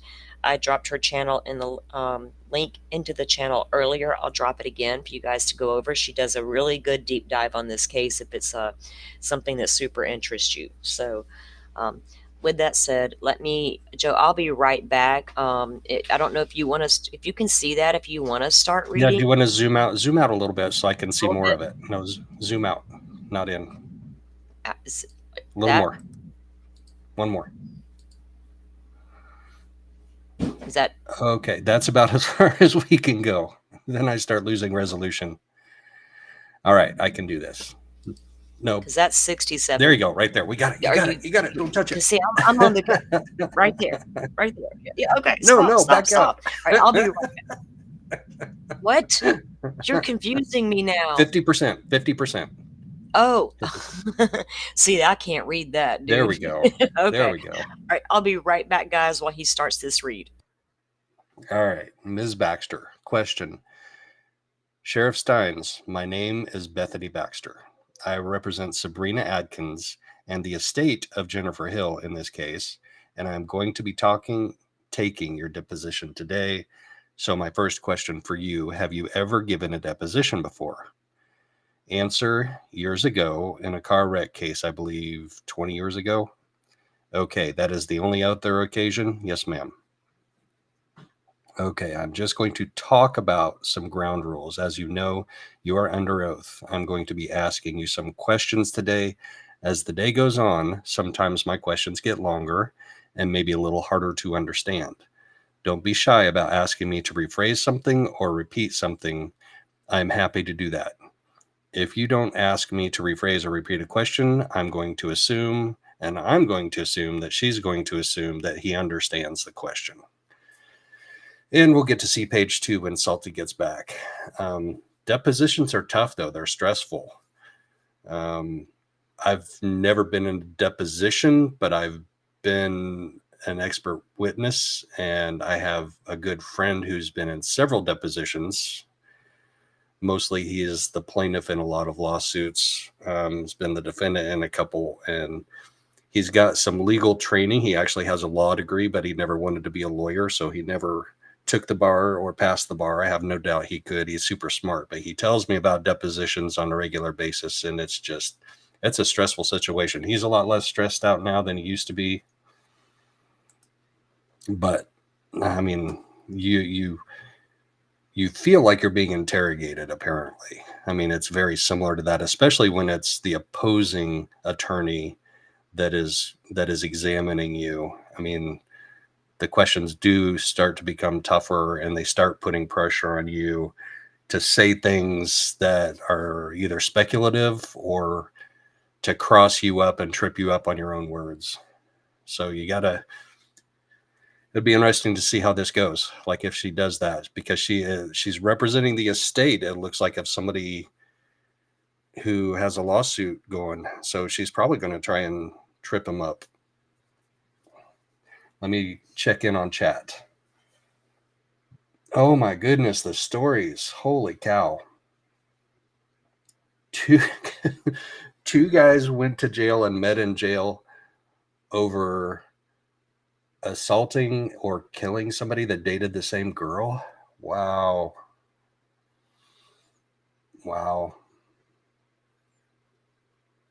I know a guy who got 12 years for being in the car during an armed robbery when he was 18. No one even died. Whew. Yeah, they'll get you if they can.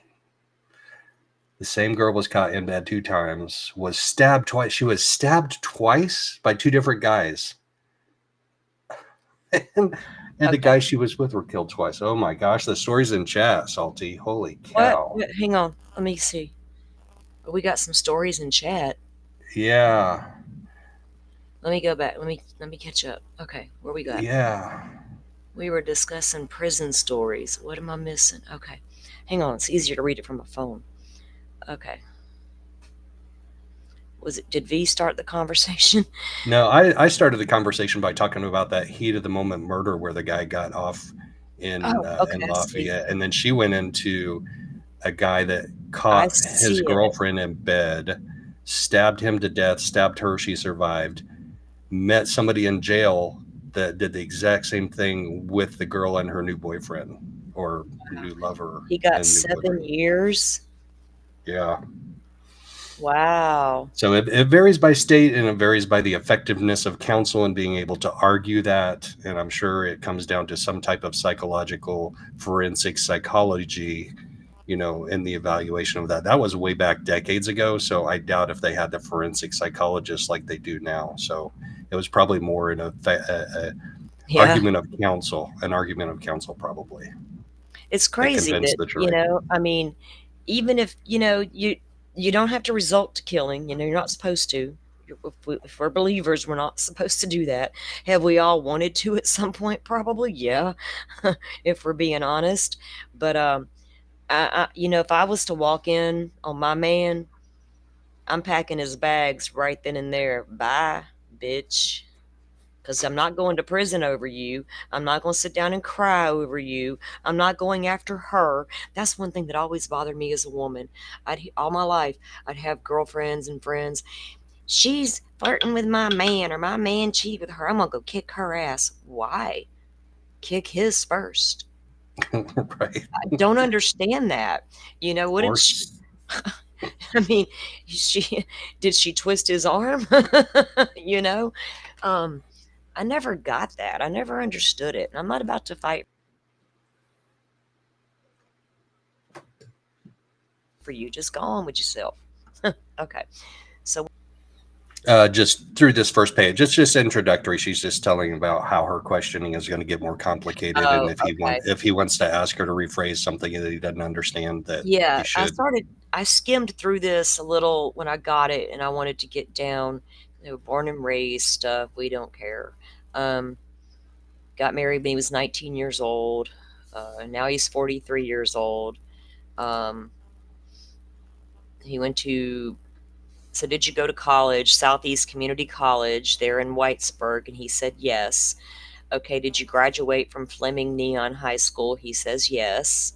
Then she asked him What a about name for a high school, Fleming Neon. Fleming Neon, right? I thought the same thing when I read that yesterday. So they talk about his work, or I'm sorry, his school history. Then she asks him about his job, and he had worked at the Neon BP. So I'm assuming Neon's the name of the town, Joe. There must be a Neon. Okay. There must be a Neon, Kentucky. Does it stand out? Is it like a bright light? They got some neon signs and bars all around. Neon Moon. What was your employment after you left Southeast Community College? I'm trying to get to where he starts talking about. Okay, so he went to work. Okay, so it was the BP for a little while. And then she says, okay, what about after? And he says, I went to the Fleming Neon Police Department. So, no, you're good, young black economist. You're good. I see your comment there. So he started his law enforcement career, if you want to call it that, at the Neon Police Department over there. What year did you start with the Fleming Neon Police Department? He says he started in 2001, he believes. And then she asked how long did he work there, and he says he only worked there for 7 months. And she asked, why did you leave that job? And he replies, cutbacks. Then she asked, what was your position at the Fleming Neon Police Department? And he says he was a patrol officer. And then she says, okay, so cutbacks, you lost your job. What did you do after that? He says, I drew unemployment for some time. I don't know the exact date. She said, what after that?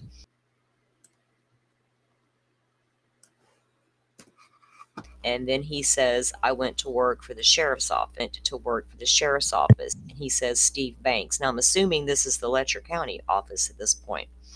And then I can't see what's under that. What year would that have been? He says 2002. And then she says, was the training that you received as a deputy sheriff different from the training you received as a patrol officer? Do you want me to repeat the question? He says, yeah. So Mr. Shaw was the attorney present for him at the time. Are you talking about, did he go to the academy twice? And then the questioner says, do you have to go to the academy as a police officer? And the answer was yes. Then the question is, and so that same academy you would go to as a new deputy sheriff? And then the answer is, let's talk. Mr. Shaw says, yeah, let's. Ms. Baxter says, okay, we can take a break. A break was taken. So it's interesting that the attorney wants to keep interrupting about the kind of like training aspect parts of it, to go confer with his client a little bit, it seems like.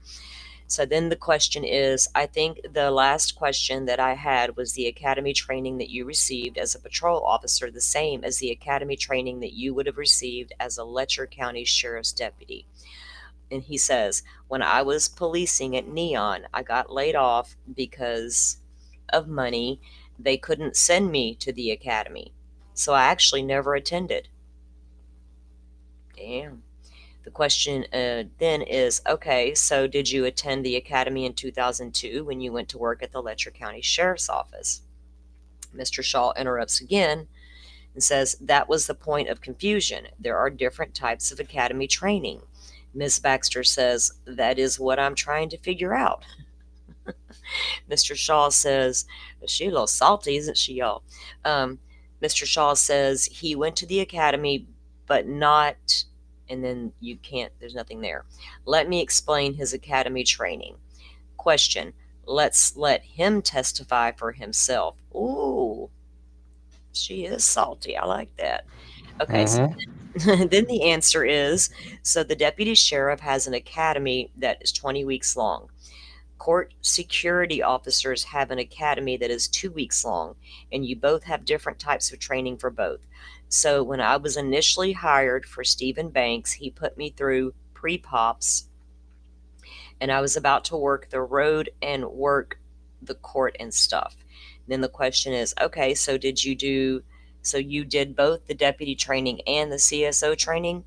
And Mickey says, I have never attended the academy. That is what you first asked when I first with you have got a year to attend. So I guess you have a year to attend once you're hired. That's crazy. I think all police need to go through some kind of academy training. Like, you just shouldn't be able to walk in the door and say, hey, can I be a cop? Sure, come on in. What? Okay, so then the question was, okay, and then the answer, and we're just, because I'm reading these because I want to get a little bit of background about his training and stuff. So the answer is, after that, I worked for Steve Banks for 7 months. Danny Webb came in. I worked the road and court for Danny. During that time, Danny comes to me and says, I can't stand when they do stuff like that. It makes me sound like I don't know what I'm doing. Says, you want to be a road officer or court officer? And I said, I will be court security.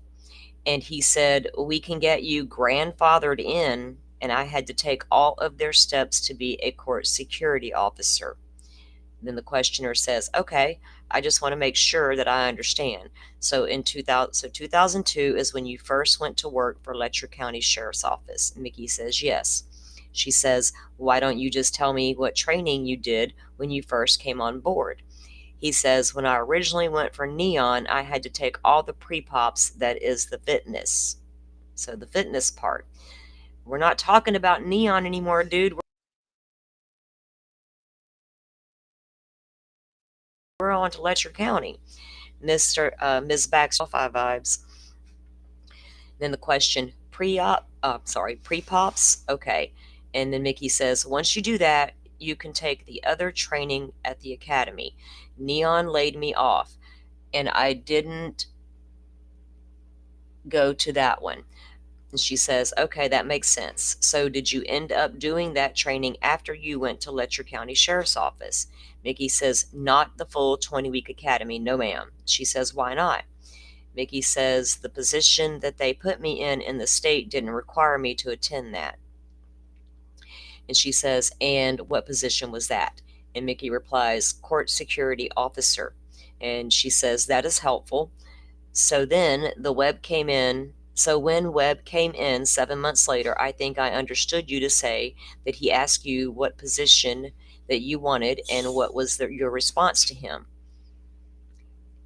And Mickey replies, when he came in, that was 2003, I believe, I worked the road and court security. Years later, he asked me, do you want to go to the academy? And I said, no, I am going to stay in court. And he said, okay. And then question, okay, do you have to do the 20 weeks of deputy training to work the road? And then the answer is, can we talk? And the question is, just if you know. Mr. Shaw, just for the record, he and I don't know how long ago he suffers from California encephalitis. I read that and I was like, what in the world? I had to go Google it. Have you guys ever heard of that?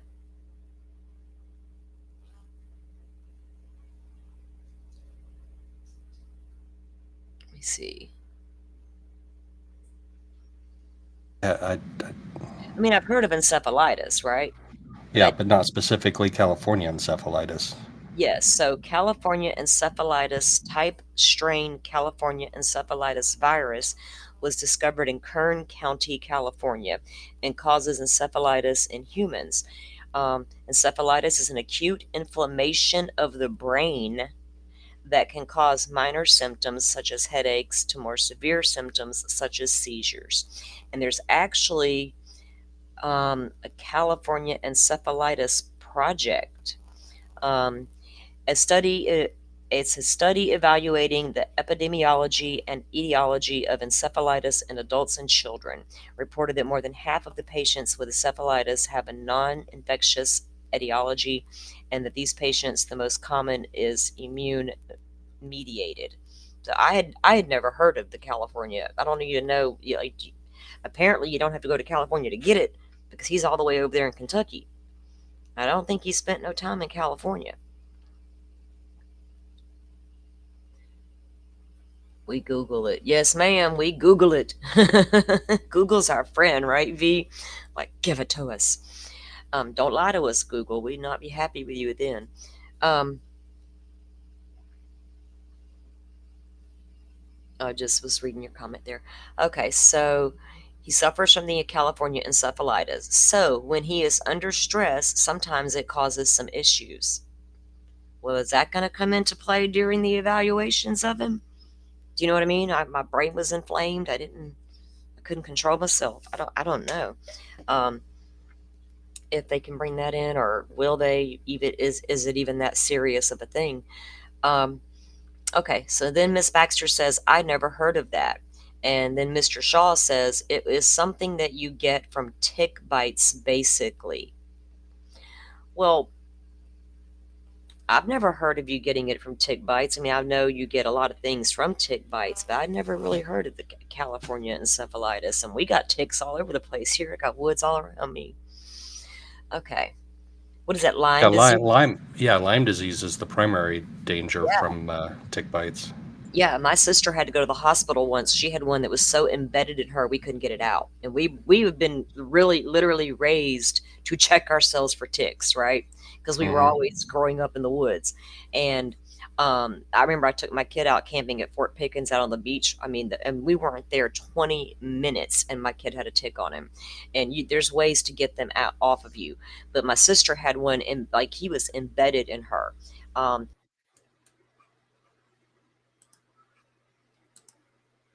She does have some things now. I've often wondered, just taken out of her. They can be dangerous. I think my grand aunt's husband was a pretty bad guy, just saying. What in the world, girl? We need to have a conversation. Okay, so Miss Shaw said, wait. Because she says she never heard of that, and he says it's caused from tick bites, basically. Then the question is, well, if we need to take more breaks, I'll be happy to do that. And if you don't know the answer, that's, and I guess it's inaudible. That's why these little dashes are there. Don't make V holler, Joe. Goodness. What are y'all hollering about over there? I'm trying to read a document. I'm playing with y'all. And this is fine. Okay, so Mr. Shaw says, and that is fine to say that you don't know. Let me talk with him for a second. We will be right back. And then she says, Mrs. Baxter, off the record. And a break was taken. So they come back on the record. And the question is, I think I was asking you if you had to do the 20 weeks of deputy training to work the roads. And Mickey replies, yes. Question, See, I don't understand why it's so hard to answer simple questions like, was Mr. Koberger's DNA uploaded into the profile, the database himself? Well, just answer the question. Did you take training or not? He doesn't want to answer clearly because part of the lawsuit is saying they didn't have adequate training. So this is why this line of questioning is important here. I think that I was asking you if you had to do the 20 weeks deputy training to work the roads, and he replied yes. Question was, but you did not do that training under Sheriff Banks, correct? And Mickey replied no. And then she asked, did you ever get that training under Sheriff Webb? He replies no. She says, okay, did you get that training after you became sheriff? He says no. What was the time period you were working as deputy sheriff? Mr. Shaw interrupts, and you mean court security officer,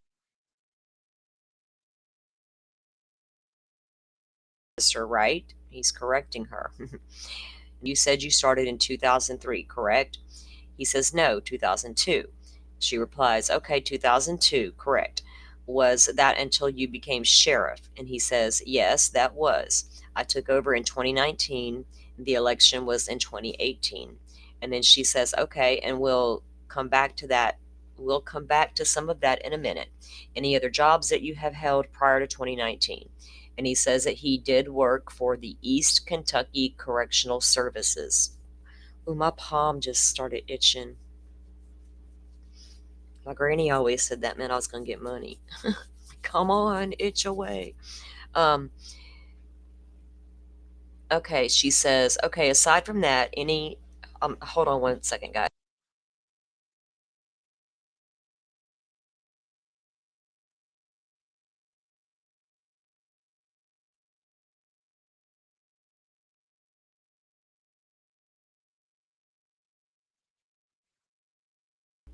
Okay, hold on one second, guys. Is that Publishers Clearinghouse at your front door? I wish. Do they still exist? They still bring you money? They do. Yes, they do. Oh my goodness, they can bring it on. You have to sign up for like 400 magazine subscriptions, though. I know, right? And then they try to get you to. I remember that. God, that was such a thing back in the day, wasn't it? And everybody be doing it, trying to get him to show up that big fake check. Yep. Okay, so yes. Hold on one second, guys. Sorry. What are we doing? We're getting a free car wash. Oh, okay. I can't do it on my phone. I wasn't muted. I was asking my son what were we doing here. He's getting a free car wash. All right. He loves to have a clean truck. I get in his truck and it smells so damn good. And I'm always like, what are you doing in this thing? It always smells so good in his vehicle. Not girly or anything, but just smells good. Okay, so Mickey tells her he worked for the correction services. And then her question is, aside from that, any other positions? His answer was, I was a security guard at the hospital. And then she says, okay, any other position besides that? He says, at one time, I was a drug sample gatherer for drug court. What does that mean? A drug sample gatherer? You go out and you get these samples of drugs off the streets? Anybody ever heard of that?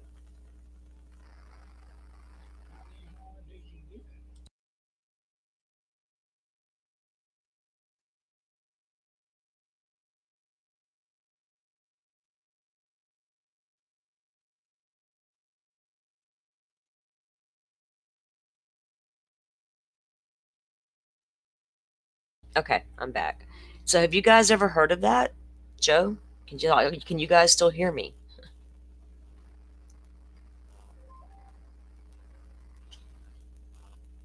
Somebody in chat, let me know, please, if you can hear me, because I've apparently. Yes, I hear you. Sorry, I was getting a coffee refill.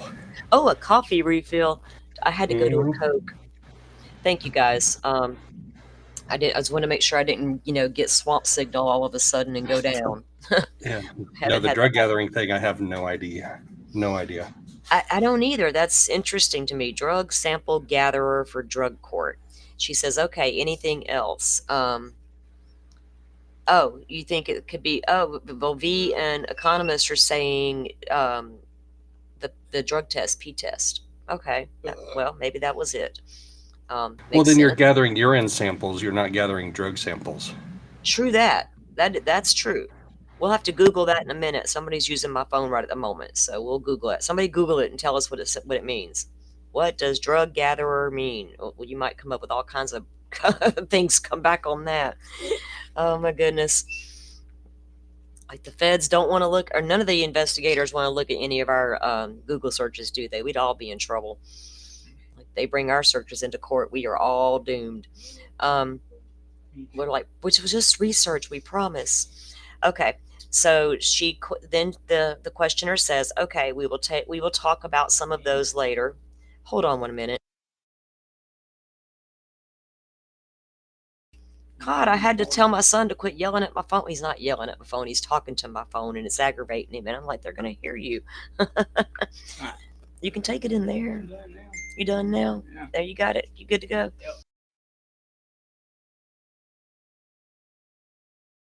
Are you going to the store for me? Okay. Okay. Between you and Jennifer, y'all like Sorry, guys. I'm aggravating my grown son, and he knows he loves it. Okay, back to our business here. Let me see what chat's got to say. Y'all are drug testing samples. They meant I don't know. V. They called it drug sample gatherer. Like, what does that even mean in Kentucky? Did that come out of Mickey Stines' mouth? He called it that? Yep. Yeah, I think he may be confused. Well, he maybe drug sample gatherer. I'm like gonna Google it. In Kentucky. For drug court. Yeah, so he's either job collecting. description. Oh, what? Go ahead, Joe. What is it? I was going to say he's either collecting urine or blood, and it's probably urine. Yeah, I'm thinking they're right. I think chat's right. He just doesn't know what to call it. So he was going around taking samples from people for drug court, right? Because we have drug court here in Florida. That would be a crappy job. I'm sorry, but I think here they make them go in for testing, because I knew this girl once ago, and I was like, you got drug court, what's that, whatever. And so they were explaining it to me. In Alabama, which is right across the state line, they have a very similar program, but they have what they call a color coded program. But you usually have to go in to do your samples. They won't like come to you. So right, and they have to watch you pee. They have to Mm-hmm. watch you do it. Yeah, they'll be in the room. So maybe he did it in court. Maybe people come into drug court. Oh yeah, and the judge says, take this guy to the restroom and collect a sample now. Maybe that's what he means. Yeah, I can see that logic. Because Judge Fleischer does that in his courtroom. He'd be like, I'm going to test you right now, and if you test positive for anything, you're in big trouble. You're going to be stuck like Chuck. Yeah, well, Economist has another good comment there. From what I found out, it could mean like someone who takes samples of rugs that are found at scenes. That was kind of like, I don't know. That was my impression. It could have been that too, but who the hell knows? I don't know if you don't have any type of crime scene forensic training at all, do you really want him collecting that stuff? I mean, right. And maybe they did, and maybe he did. I'm not saying that's not a possibility. I'm just saying. No, but I understand what you're saying. That normally that would be for the crime scene investigators to collect, right? So you could have a lot of problems if you just let some untrained guy go in there and take care of it. That could cause issues back later for the person you're trying to prosecute. Okay, so the question is, okay, we will talk about some of those later. Oh, where did I go? Okay. Dolphin, welcome in. Hey, Dolphin. I just noticed you sent me a message. I haven't had a chance to read it yet. Let me check it real quick.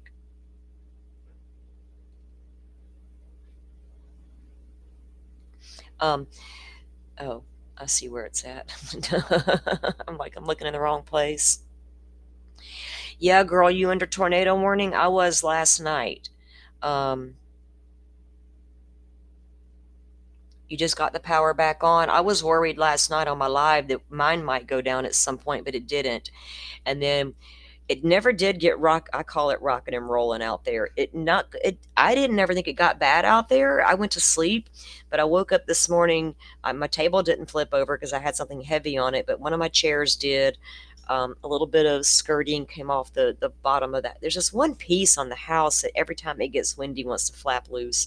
And then this one little thing outside was blown down, but so it didn't get too crazy. But I'm glad you're safe. I'm glad your power is back on now. And thank you for coming in. We are going over this Mickey Stines deposition that he gave in the civil suit 3 days that was brought against Ben Fields and himself, that he gave 3 days prior to shooting Judge Mullins. So we know he was the drug sample gatherer. Then she says, okay, anything else? And he says, to the best of my knowledge, that is it. To the best of my knowledge. Okay, so question. Okay, we will talk about some of those later. Have you ever been named as a defendant in a litigation? He replies, yes. And then her question is, was the car accident case something about a car accident he had been involved in, or he witnessed or something like that? Oh yeah, he was a witness. That's what it was. So question, was the car accident the case you referred to earlier? And Mickey says, I believe that I was just a witness in it. What do you mean you believe you were just a witness in it? Were you in the wreck or were you a witness? How can you not know? And this was, okay. So the question then is, okay, what was the litigation where you were named as a defendant? Mickey replies, it would have been, and I guess that was inaudible. And Mr. Shaw interrupts, Congleton. And Mickey replies, yes. And the questioner says, what was the name? And then Mickey answers, Alicia Congleton. I'm writing that name down. I'll see if we can find out. I'm going to have to ask Hillbilly Crime about that one. Like, she has done such a deep dive. She would probably know what that is pertaining to. And I need to drop her link again so you guys can go over and check her out. And like I said, this case has always intrigued me since the moment it happened. Like, what caused that? What went down? I want to know more. It was a civil rights claim, a 2020 civil rights claim. Yes. Sabrina Adkins. It was dismissed. It was actually ended up being dismissed. Oh, really? A Yep. civil rights claim, though? Yes. I wonder what the claim was. She got fired, and she was claiming that she was fired based on... Okay, it says right here that she did work for the sheriff's office. Yes. Okay. Yeah, he fired her. And she's saying he didn't. Oh no, it was Webb. Webb fired her, but apparently Mickey was a co-defendant. Got caught up in it or whatever. Yep. Okay. Yep. Okay. So. Oh no! It happened when he took. Then the questioner says, "Did she work for the sheriff's?" Oh, hold on. Yeah, no, it happened when he took over the sheriff's department from Webb, and he took over as sheriff. And he failed to rehire her because she campaigned against him. She campaigned for one of his opponents. That's very similar to that lawsuit in Delphi. That happened there too, because yeah, I was about to say. Yeah, Lesenby handpicked Liggett, and then one of the guys running against Liggett got demoted after Liggett took over. Mm-hmm. And there was a lawsuit. There was a suit filed. Yes. Yes, sir. And then she had every right to file that, but it got dismissed. I mean, that's crazy. Oh, well. Okay, so, and did she work for the sheriff's office? Yes. And then the questioner says, okay, aside from that case, any other matters? And Mickey replies, no, not that I can think of, no. I'm going to know how many times I've been in litigation. I'm not going to have to think about it or say, I think that's it. Question.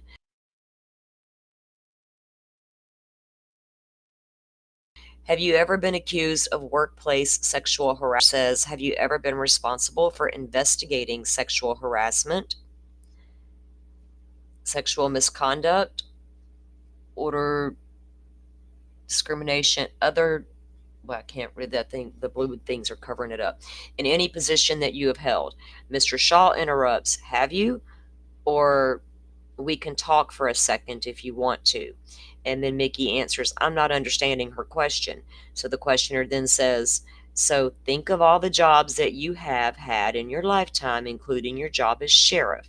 Have part of the duties of any of these jobs been to investigate sexual harassment, misconduct, or sexual discrimination? I love how you slowed down when you read that, because I can actually hear her slowing it down, saying, let me say this a little slower for Exactly. you.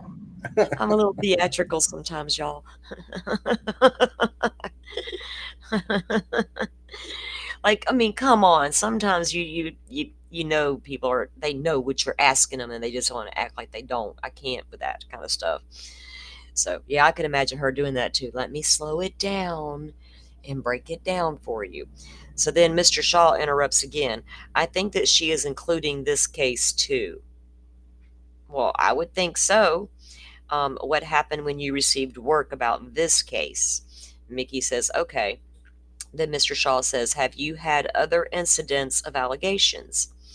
And then the questioner says, if you have questions, I would rather you direct inaudible. I would rather rephrase the question. I know you're trying to be helpful, Jonathan. Do you understand the question? And the answer to Mickey replies, no, not really. How can you not understand the question? I thought it was pretty cut and dry. Then the questioner says, okay, let's start here. Have you ever, in your capacity as sheriff, have you ever investigated a plaintiff of sexual harassment or sexual misconduct? Mr. Shaw interrupts again. Do you mean him individually? Has he investigated? The questioner says, has he, as sheriff, ever investigated sexual harassment or sexual misconduct? Mickey says, can we talk a second? I guess that was inaudible. Mr. Shaw says yes, and a break was taken.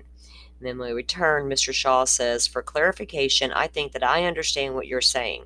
Are you talking about internal allegations within the department, or are you talking about somebody from the street coming in and saying, my daddy is sexually abusing me? The questioner says, I'm talking about in your role as sheriff related to employment, employees, sexual harassment, sexual misconduct. Does that make sense now? And Mickey replies, yes. The questioner says, so have you ever been responsible for conducting such an investigation? And Mickey replies, this is the only one. Now see, how hard was that to answer? And then the questioner says, okay. And then Mickey replies, I immediately reported it, took action, reported it to state police. They declined. I talked to the Commonwealth attorney and the county attorney. They declined. Question. I will ask you more questions about this case later. I was just wondering, have you at any other time investigated sexual harassment? Then a Mr. Williams comes in. Sorry, could you please turn on the audio for those on Zoom? And then Baxter says, sorry about that. Then the questioner says, which is Baxter, I think I heard you say that you have never investigated sexual harassment or sexual misconduct aside from employee Ben Fields. Is that correct? Mr. Shaw, objection. He said that he referred that to KSP, Kentucky State Police. And then the questioner says, okay, let's ask it this way. Buzz raid. That was a good time in there earlier this morning, and then I had to go and prep for the show and get ready. So welcome in, Pokemon. And we appreciate that was a really great shout out that he gave Joe and I earlier. So shout out to Steve from Publicly Buzzed. He's amazing. Okay, and he gives great advice on some of this stuff too, on the back end of this YouTube stuff. Okay, so the questioner says, okay, let's ask it this way. Are the allegations about Ben Fields the only time you have ever been made aware of an allegation of sexual misconduct by a sheriff's office employee? Mr. Shaw says, since he's been sheriff, and Ms. Baxter says, correct. And then a Mr. Dotson chimes in. I am not sure what I understand the question. I'm not sure that I understand the question. I know why that he is, I know why that he is hesitating not to answer. The questioner says, you become aware at some point that Ben Fields had been accused of sexual misconduct while he was a Letcher County Sheriff's deputy, correct? And Mickey replies, yes. And then the questioner says, has there ever been some other instance while you were sheriff that you became aware of a similar allegation related to some other employee? Mr. Shaw says, that is employed by you. I think you prefaced it to the best of your recollection. And then the question is, that is all that I can ask to the best of your recollection. Mr. Shaw says, if you recall something, tell her. And if you don't, then you don't recall. Mickey replies, yeah, to the best of my knowledge, I don't recall. That is totally hedging on his answer. Right. To the best of my knowledge, I don't recall. Like Ronald Reagan started that back with the Iran-Contra scandal. I don't recall. Gosh. Yes. I don't recall. I think we're onto that language now, guys. The Iran-Contra scandal. Oh my goodness, you're taking me back a minute, Joe. You're showing our age. I don't. I love my age. I worked hard to get where I'm at. I got a birthday coming up in a few months, and I'm like, I'm down for it. I don't feel old. Now, sometimes I do, like when I get tired in the afternoon and I call it my granny nap. I'm like, I need a granny nap. The next thing I know, I've been asleep. Sometimes I can, and sometimes I can't.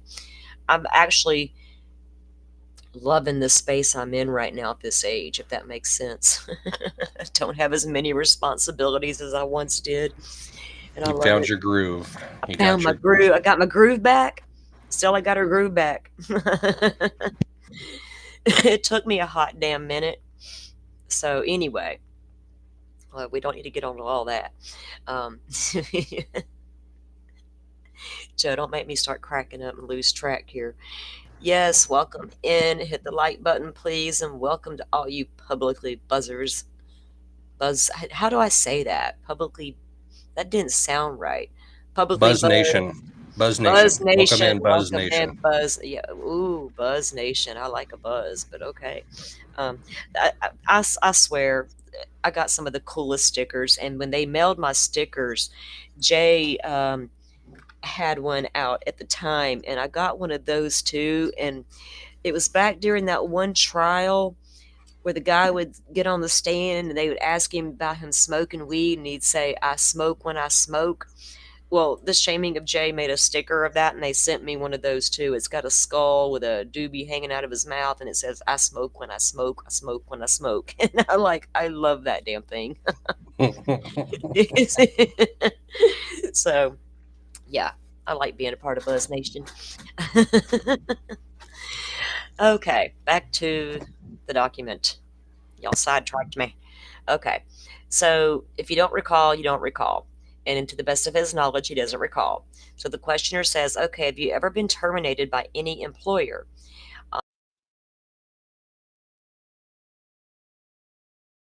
I don't mean laid off, I mean terminated for cause. And Mickey replies, no. And then she asks, okay. She asks, who was that? And he says, Sheriff Webb. And then the questioner says, what was the discipline? And Mickey replies, shave. And the questioner says, you hadn't shaved? And Mickey said, no. And she says, anything else that you can think of? He says, not to my knowledge. So he got in trouble for not shaving? Okay. I wonder what the discipline was for that. Right? You could never, ever have facial hair again. You get docked like some pay or something. You get like you can't take any female prisoners into the judge's chambers this week. Oh God. Yeah, I went there. I was about to say he went there, y'all, and that's not unexpected. I kind of expect it every time. I love it. I know Joe and I are going to take turns because Joe did start out reading, and that's actually a good idea. One of us be the questioner. I could be the questioner, Joe, and you could be the answerer. But I don't think Joe can see the screen as big as I got it. Let me see something. Can you see that, Joe? Yeah. What's your top line and your bottom line? that you can see. I can see The numbers on the numbers on the left. 5, 6, 7, 8 down to 22. Is that I what can you're see down to asking? 21. You have your scroll going, so I can't see 22, but I can see down to 21. Oh, and where are we at though? We are up here with Sheriff Webb, not to my knowledge. Okay, let's see. Because you hadn't shaved, and he answered no, and she says anything else that you can think of. Not to my knowledge. And that's your turn. Okay. Have you ever worked for the Letcher County Jail? No. That's a weird. What does he mean? No. So if Yeah, you're because available- doesn't the Letcher County Sheriff's Office run the county jail? Yeah, and so if you're a bailiff, because he used to be a bailiff for the judge, wouldn't that still be under Letcher County Jail? Maybe he's interpreting it as, has he ever worked at the jail? But worked for the Letcher County Jail, there is no employer that I know of that's called the Letcher County Jail. It's the Letcher County Sheriff's Office runs the Letcher County Jail, and Right. if you're an employee of the Letcher County Sheriff, Oh, I got you. You may be posted at the jail, and you may be posted somewhere else. You may get Gotcha. street duty. That makes sense. Okay, thank you for that clarification. As I was like, what do you mean you didn't work there? You damn sure did. You were the sheriff. Okay. Question. I want to get a better feel for your job duties with East Kentucky Correction Solutions. Am I correct that you worked, and am I going to call it EKCS today for short? You worked for EKCS at the same time that you were a deputy sheriff, correct? Yes. Okay. How did you come to get that job? Judge Wood and Harold Bowling. Well, what? Who are they? What does that mean? Yeah. And what does that mean? How did you come to get that job? I applied for it and they gave me the job. Right. Judge Wood and Harold Bowling, which did they recommend him, for the job? I don't know. Did they give him an inside job? Did they give him preferential treatment? Right. Were they putting people in place they knew they could trust to keep secrets? It's kind of how that good old boy stuff works down in them little small towns. That big city corruption's a little different. Lots of money changes hands. Little small town corruptions is, don't worry, I grew up with you. I got you back, buddy. That's the difference. Okay. So, in my opinion, anyway, works, especially coming from us. I see how these deputy sheriffs roll around here. I ain't playing with none of them. Like, I call you if I need you, otherwise don't come near me. I got respect for the cops and all that, good job, but I just don't need them around me. And when we moved here a couple years ago, for some reason, I went outside and I was like, I came back in, I was like, dude, to my son, I was like, you moved to the one place where the cops want to post up across the street and we live in the middle of nowhere. Like, there's like this little, off the side road highway deal they can pull off of, like right almost catty corner, but across the street from me. And they'll post up over there. Like, I see you sitting over there. They're trying to catch speeders coming down my highway, which I don't have a problem with that, because the speed limit changes right here at my driveway. And sometimes it could be dangerous trying to get off that little 2-lane road. And it's a county 2-lane highway. But by the time they get closer to my house, they're all wanting to start hauling ass. You know what I mean? And I'm trying to turn to get off the road.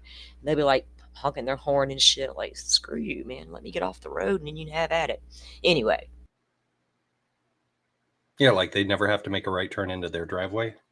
Rant over. Back to our questioning. Do I have a driveway? No, I said the people honking at you, like they never have to slow down and make a right turn into their driveway. I know. And look, dude, I'll turn my blinker on long before I get there. I'll start applying the brakes long before I get there, just so they can be aware I'm about to turn off of this road. Slow down, please. Get off my tail. And they will still do it. It to the point where I pull into my driveway and I stop and my window comes down and I'm like, yeah. Really, dude? Really? Like, my mom used to tell me, don't kill yourself getting there. So my 3 seconds of slowing you up is going to mess up your whole entire life, right? Come on, give me a break. All right. All right. Road rant over. Road rage rant over. All right. So, So you asked, how did he come to get the job? I said, Judge Wood and Harold Bowling. okay. Who are they? Judge James T. Wood. I knew you was going to say something. And County Attorney Harold Bowling. County attorney. So a judge is in cahoots with the county attorney to hire a law enforcement officer for their court. Mm-hmm. And at the time of the shooting of Mullins, the county prosecutor was Mullins' ex-brother-in-law. He recused himself from the case immediately. It's a tight-knit community. Yes, sir. Sounds like driving back roads in Colorado. Tourists think they know how to. I don't get many tourists out here unless I'm on the beach. That's a whole different story. But way out here where I'm at, it's all locals doing this stuff. They know better. That's what bothers me about it. It's like, good Lord.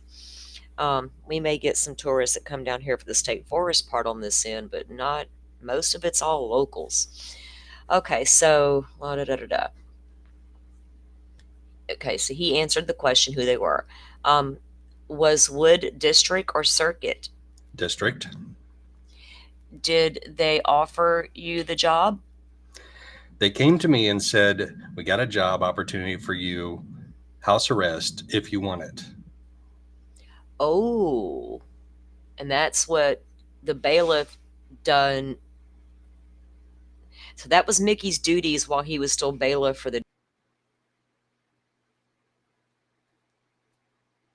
judge, and then it was turned over to Fields. Okay, so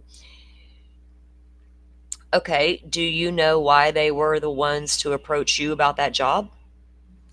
I guess because they work that court. That's a non-answer. Exactly.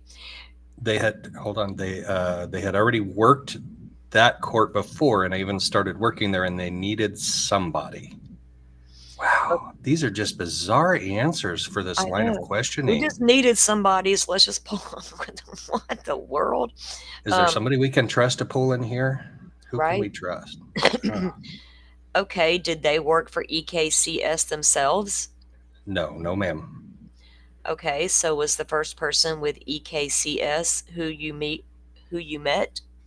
Was Patty. What he is such an unprofessional person. Like, you say a full name, you don't just say Patty. Right. You say that was Patty Smith or Patty Jones. Right. Yeah. Like, that was Patty. Okay, there's only one Patty in the world. Like Patty? We gotta stop it with our Delphi parallels. Okay. All right. Okay, and what do you recall about that initial meeting? I had to go to Pikeville and take some training. What kind of training?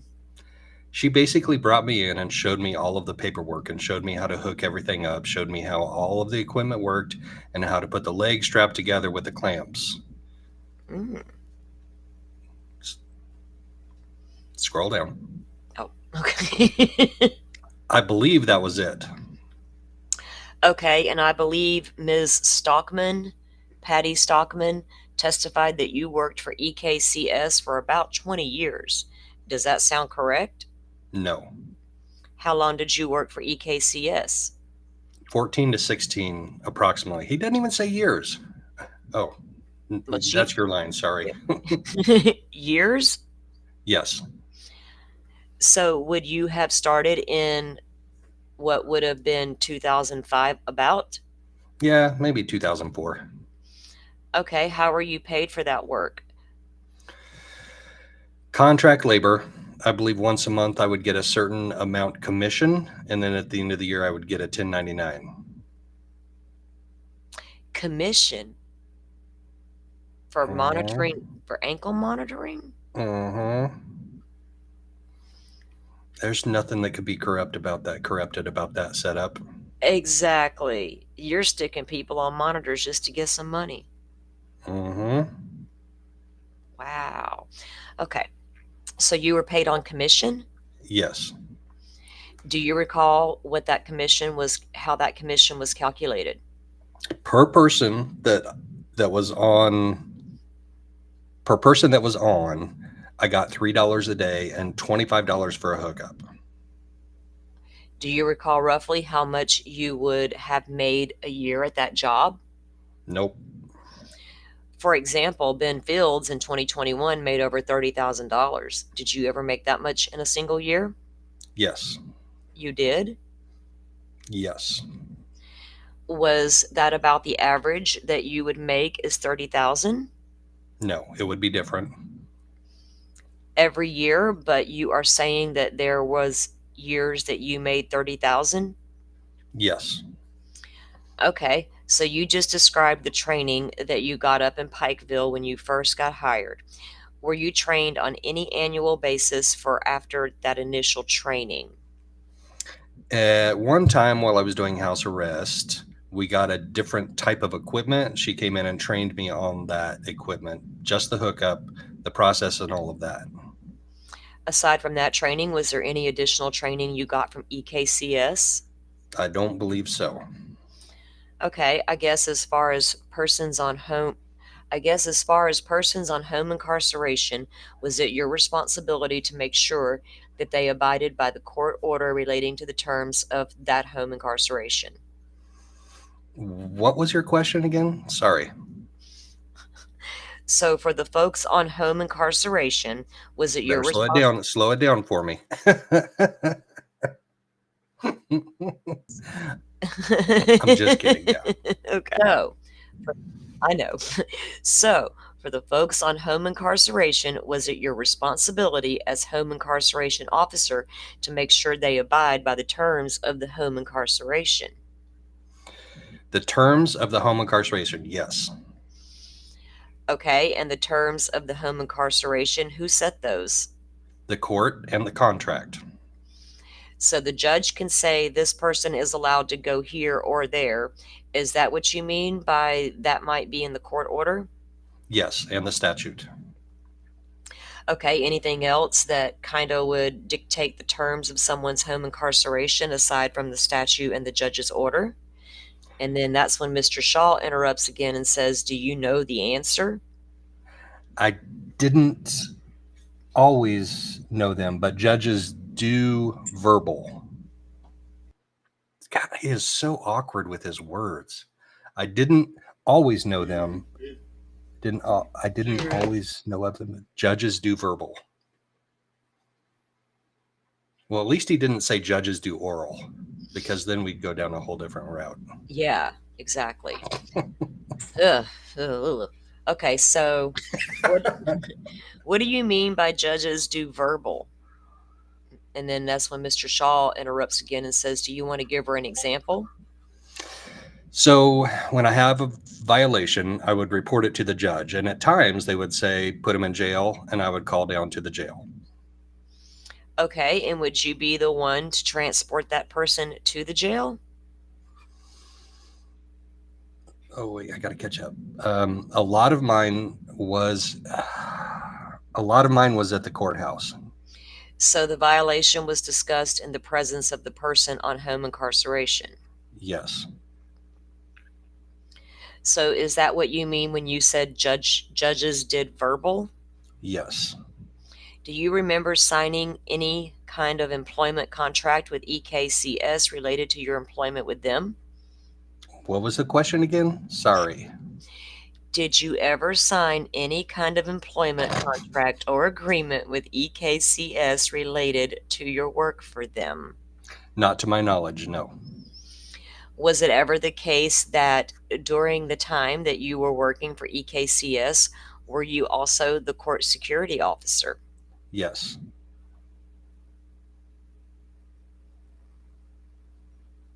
Did I miss something in chat? Oh. Okay. Sorry, guys. I'm not paying attention to chat right this second because I'm busy reading, but I will stop and check on you guys. Yeah, we almost hit that need to use the safe word. Oh my gosh. Lord, if you weren't in our live last night, but there's a reason why we're saying we need a safe word. Okay. We all should make up one if we need it, throw it in chat. We made one up last night, and I'm not gonna say it right now. Oh gosh, you just brought that back to me. Shit. Don't get me started on the furries. I'm gonna make an emoji. Oh my gosh! Oh no. Speaking of, you guys do know you have emojis in chat you can use. Let me know if y'all can access them and use them, because I have made a few. And I know I can see them and use them, but I don't know that any of you guys can. I know y'all can use the salt one. I've seen it used, but yeah, I'm trying to get better at this content creating stuff. I got one that says objection, and I got one that says bullshit, and I got the spy. I'm gonna throw them all in there. See, y'all look, y'all could use them. Okay, we're gonna make a. Never mind. Okay. We were on line 6. Okay, I am going to use the term bailiff because I understand that to be the same thing. Is that Yes. fair? Yes. So were you the bailiff in district court or circuit court? Mainly district. B.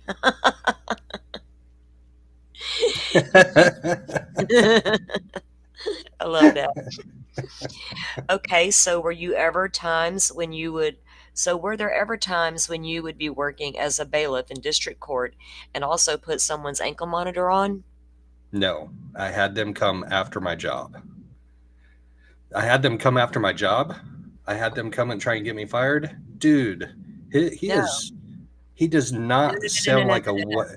No. No, yeah, no, I intentionally misread that. Oh, okay. I intentionally misread that because his wording is so awkward. He does not sound like a highly educated man. He does not verbalize his answers like a professional county sheriff at a Okay, and I'm going to deposition. go ahead and say it's very unprofessional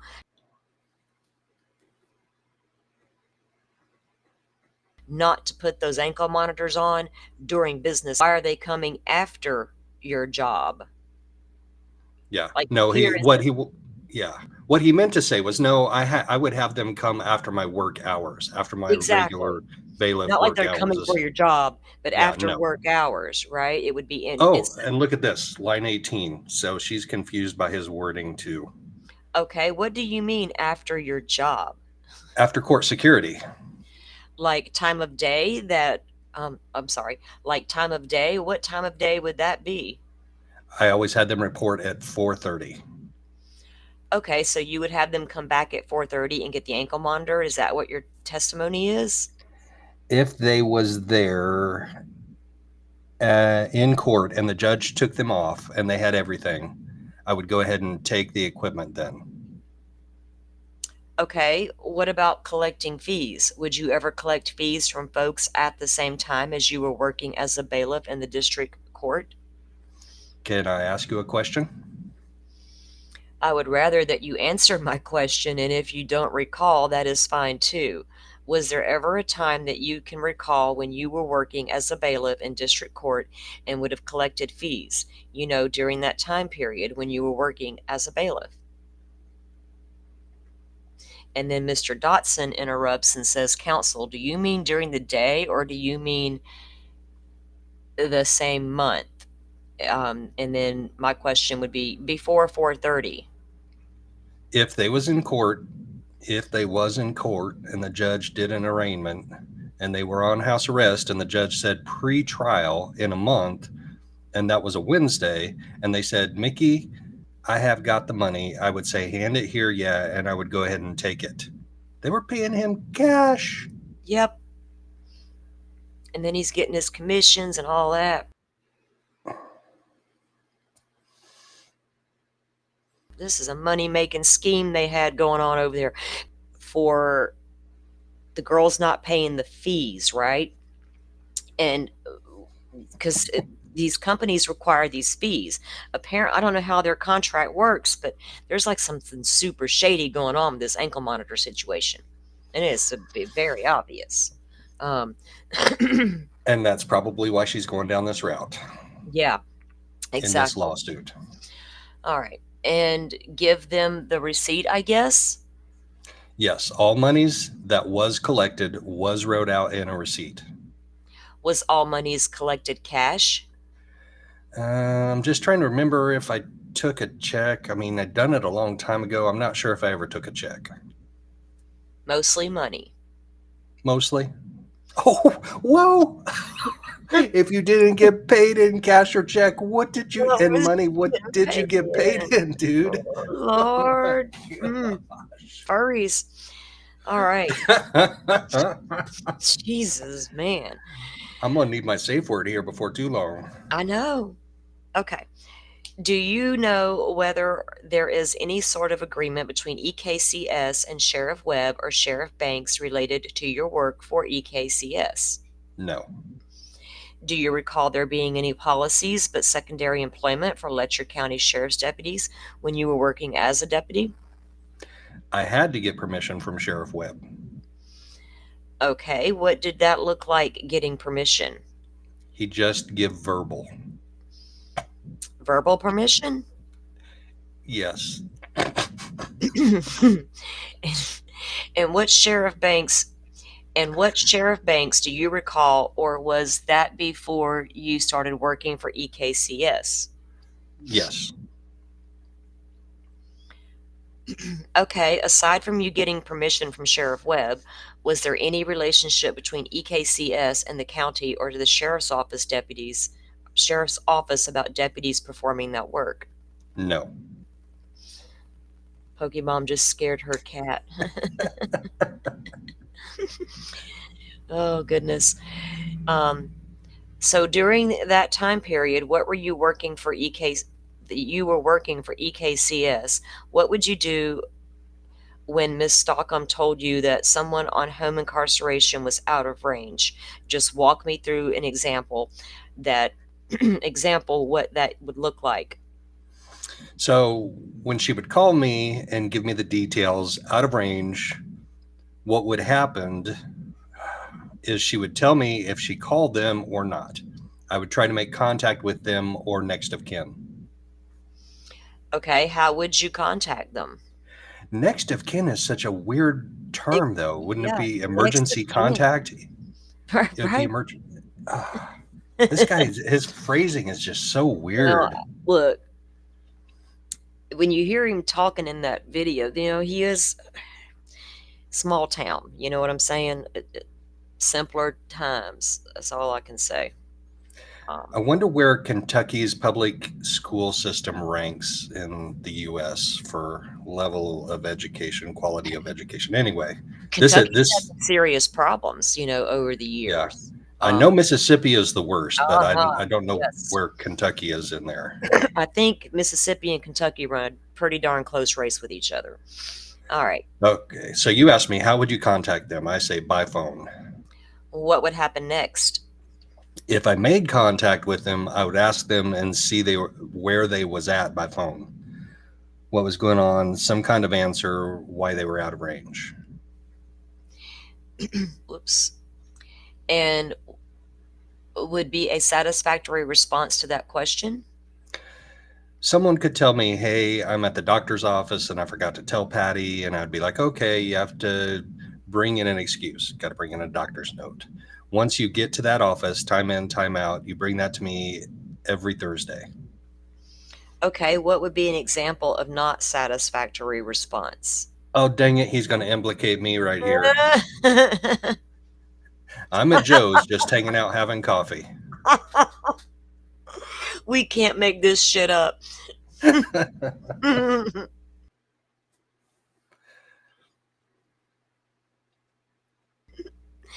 Oh my God, I'm up at Joe's just hanging out having coffee. That is just too funny. So what would you do if you got that kind of response? I would tell them that they have to go home, and then I would contact the courts. And who would you contact at the courts? The judge. What would you tell the judge? We have a violation and what the violation was.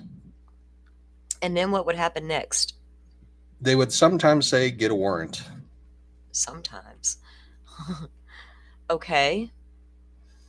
Sometimes they would say, I will issue a bench warrant, just give them a break. That would be the third option, to just give them a break. Yeah, if they went back home. If they went back home, just give them a break. Okay, did you have the description to I'm sorry, it says description. It should be Say discretion. discretion? Okay. Did you have the discretion to decide when someone should or shouldn't be given a break in that scenario? No. So only the judge can make that decision? Yes. Mm. And I had done a piece, I had found this, I have it saved on a playlist that I did on a prior show, where Judge Mullins was very proud of his drug court and how it helped all the women. We'll have to bring that up in our next live on this. Okay. Mr. Shaw had interrupted. Wait, did we get to that part? Wait. I think you were on 14. Discretion. Okay, yes, 14. Was there any documentation of those communication and the decision making, or was that done verbally? Verbally. Mr. Shaw says, just for clarification, do you mean did he create the documentation? The court may have generated some type of warrant. Right, yeah. I guess when you were working as bailiff, who was the district court judge before Mullins? Judge Wood. We are so immature right now. I think you referenced earlier that there was I think that's 2 week or 10 hour or some. It's a short training. Yeah, training that you got. 20 was I forgot what they said earlier. So training that you got as part of CSO position. No, there was a 2 week that you get to that. I was grandfathered in where that I started so many years. When you started working as police and CSO, you could get grandfathered in if you started years before the state requirement to do that. So you were saying at the time that you became CSO, the state didn't even have any kind of training for that position? No. Do you recall when the training went into effect? No. What about Letcher County Sheriff's Office policies? Do you recall any training about policies specific to Letcher County Sheriff's Department? Oh gosh, you just lost me. Can I ask you a question? There we go. And then Mr. Shaw interrupts again. Before he was sheriff, after he was sheriff. I mean, once you became sheriff, it was your responsibility to enforce those policies? Yes. I'm talking about before, when you were a deputy. Do you recall any training about Letcher County Sheriff's Department policies? Yes, we received a policy manual. Oh, thank God. What would that training consist of? 7. I don't know detail by detail, but I generalized. Oh my gosh. I generalized myself. Generalized. I think 4 syllables. Hey, Michelle. Yes, welcome in, Michelle. I'm struggling to play the part of this sheriff. I'm struggling with his 4-syllable word that I think he struggles with too. I don't know detail by detail. Joe's got a pet peeve about this stuff, and I know it. So it's kind of it's cracking me up. But it makes us sound like we don't know what we're saying, right? Like we're the ones that can't talk properly, speak properly, whatever. I can't talk properly, people. Okay. What would that training consist of? Okay, so she kind of jumps a little bit of a gap there, because he says we received a policy manual. He doesn't say anything about training.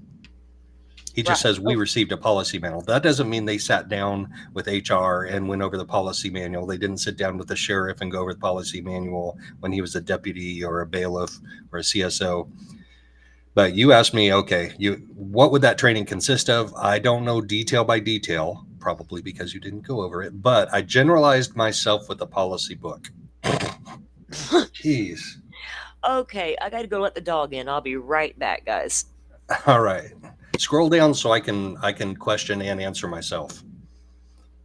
Scroll down to like 9. Oh, she's gone. French ditch. Boom. And just start doing voices like Bob. I can't do that. I cannot do funny voices like Bob. He's a master. I don't even like listening to myself. Like when I do replays and I'm looking for information in a previous live, I do not like listening to myself.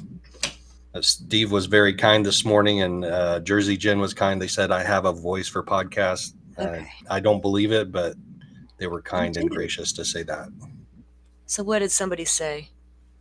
Just start doing voices like Bob. Yeah. And I said, I can't do that. And you know, when Bob turns on that podcast voice, it's so different, right? Yes. Yeah. Bob Motta's such a character. I remember when I first discovered him on X and then started watching him when he, the YouTube. And I was like, I like this dude. And then I fell in love with Allie because she's so down to earth, in my opinion, as a woman. I know she's an attorney and all that good stuff, but to me, she just seems like us. You know what I mean? She doesn't come across as an arrogant know-it-all. Yeah. No. She's the real deal.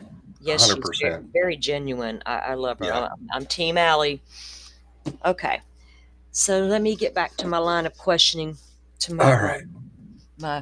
We were, I just said 8. I don't know, or I just did 7 and 8. I don't know detail by detail, but I generalized myself the policy book.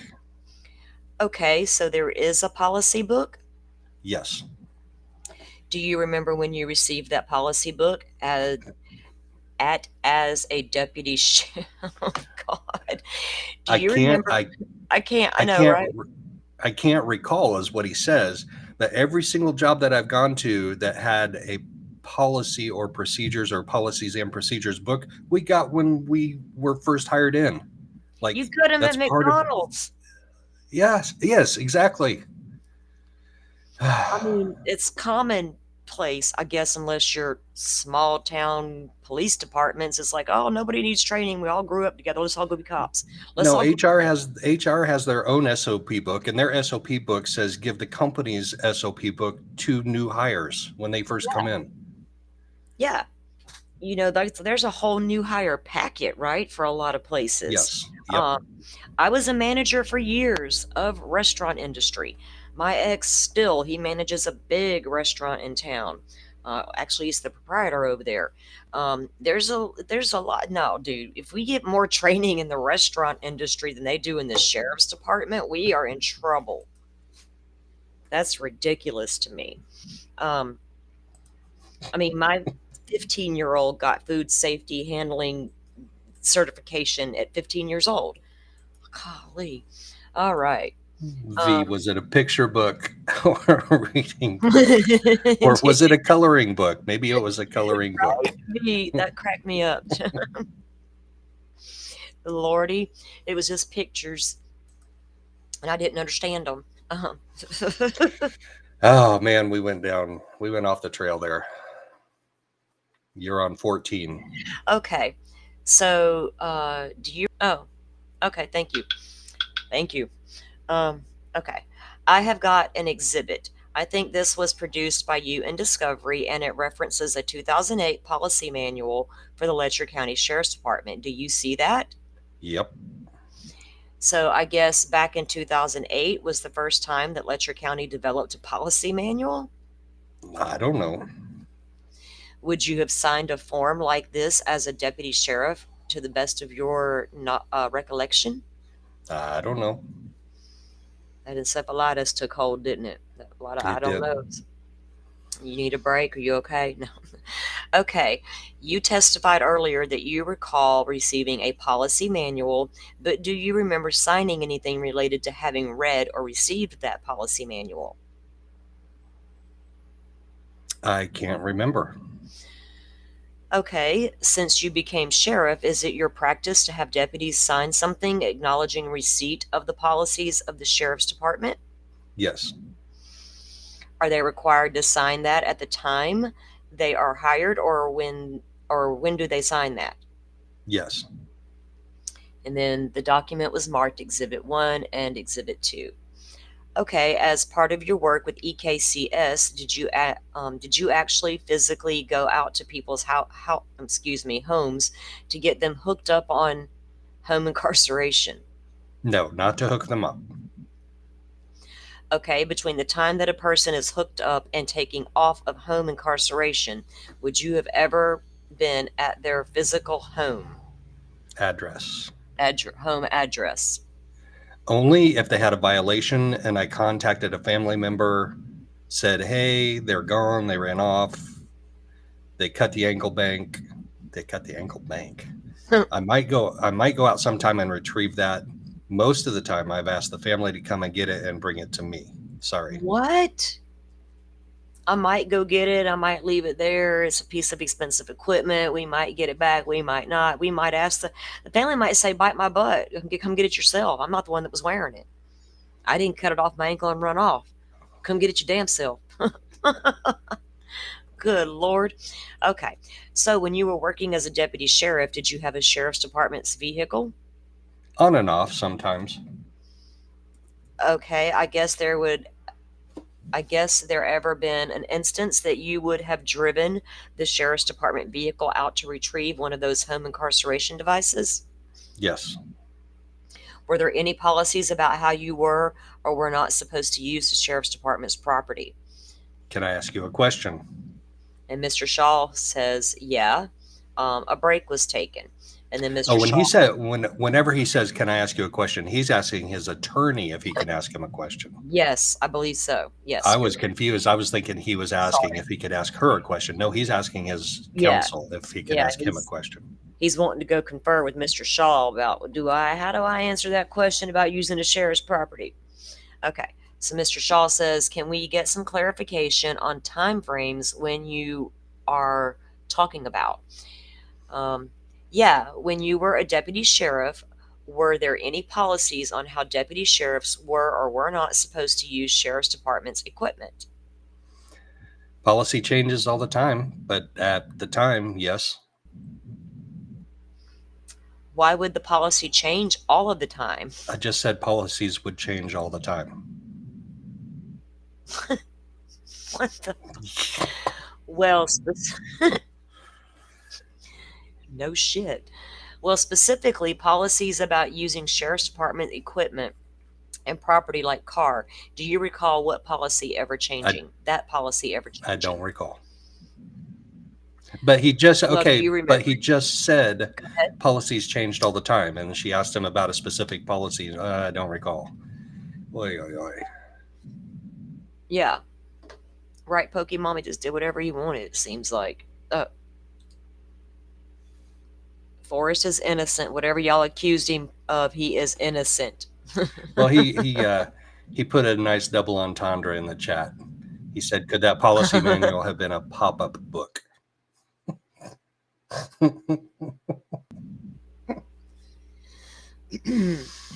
He should forget the psychotic episode defense and go for a diminished capacity. If his IQ is under 68, he might qualify at V. Okay, so where were we at? Well, do you remember we were at 17, right? Well, do you remember there being a policy when you were deputy sheriff? Yes, I do believe there was a policy. So you recall what that policy was? We can't. And then Mr. Shaw says, just tell her. Can I ask you a question again, Mr. Shaw? And then the policy regarding sheriff's department equipment and property that you recall, what do you recall that policy being? And then Mr. Shaw says, at the time that he was deputy, not since he has been sheriff. Yes, exactly. Yeah, you can't use department stuff to do other jobs. Right. So you talked a little bit about your work with EKCS. You were also security guard at the hospital? Yes. Tell me about that job. When did you start that? I don't remember the dates. Okay. It's it was while you were a deputy sheriff? Yes. Would you wear your deputy sheriff uniform when you did that job, or would you wear some other uniform? Some other uniform. Okay. Did you get any kind of approval from Sheriff Webb to perform that work? Yes. What approval documented in any was that approval documented in anywhere? Can I have a break? A break was taken. She says, sure. It's going to be a long day. And boy, And I is actually do need a break. So no, you that's have fine. to You go right hold ahead. I'll pat confer for with chat for a moment. Because we're only like on page 39 of a 196 page document, guys. We may not even finish it all today. I mean, this is a lot. But I'm enjoying the read. That was a good idea, Pokemon, to have Joe read it with me and make him share the duties, wasn't it? So many jobs. So many jobs. I'm just scrolling back up through chat to see if I've missed anything you guys were saying. Pop-up book for us, right? He was probably wanting some of them books like old Stefan Stearns over here in Florida. Some of them origami type things he was wanting. Oh, a little quick update on Stefan while we're having a break. Apparently, he had gotten moved to medical, and everybody's like, "Oh my God, what happened?" Allegedly, according to Plunder's information that she received, he was only moved to medical to make room for a new inmate, but has been moved back into back into the population, and he's been cleared medically to now become a jailhouse worker inmate worker. So they might put old Stefan to work, which we all know, if you have followed that case, that's not something he enjoys doing. You know, he doesn't have his anxiety meds. Well, they might have him on some anxiety meds. If you were already on medications prior to going to jail in Florida, you can receive those meds in jail, but it takes a hot minute to get all that going, and he's probably does, but they're not going to let him eat them willy-nilly. You know what I mean? They're going to pass that shit out like nobody's business and all that stuff. So I guess Stefan will now become an inmate worker and get to move around the jail with all the other inmates. Wouldn't that be interesting? He seems to have his finger in every pie. Oh, Forrest. In every pie. Now, see, if Joe's here talking, he would be laughing and saying something right now. Joe would say, that's what she said. I know him.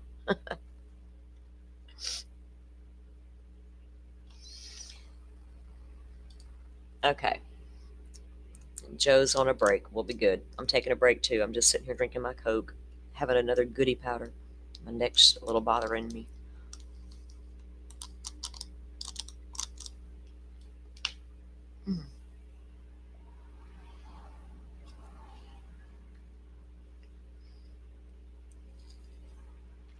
Oh, that Coca-Cola is good. Y'all know what? I bought that Dr. Pepper Blackberry, and that shit is so good too. And you know what else I love? Dr. Pepper strawberries and cream. I don't know why I'm telling y'all my soda preferences like y'all care. But if you're a soda person like me and you are into those flavors, try them because they're really good.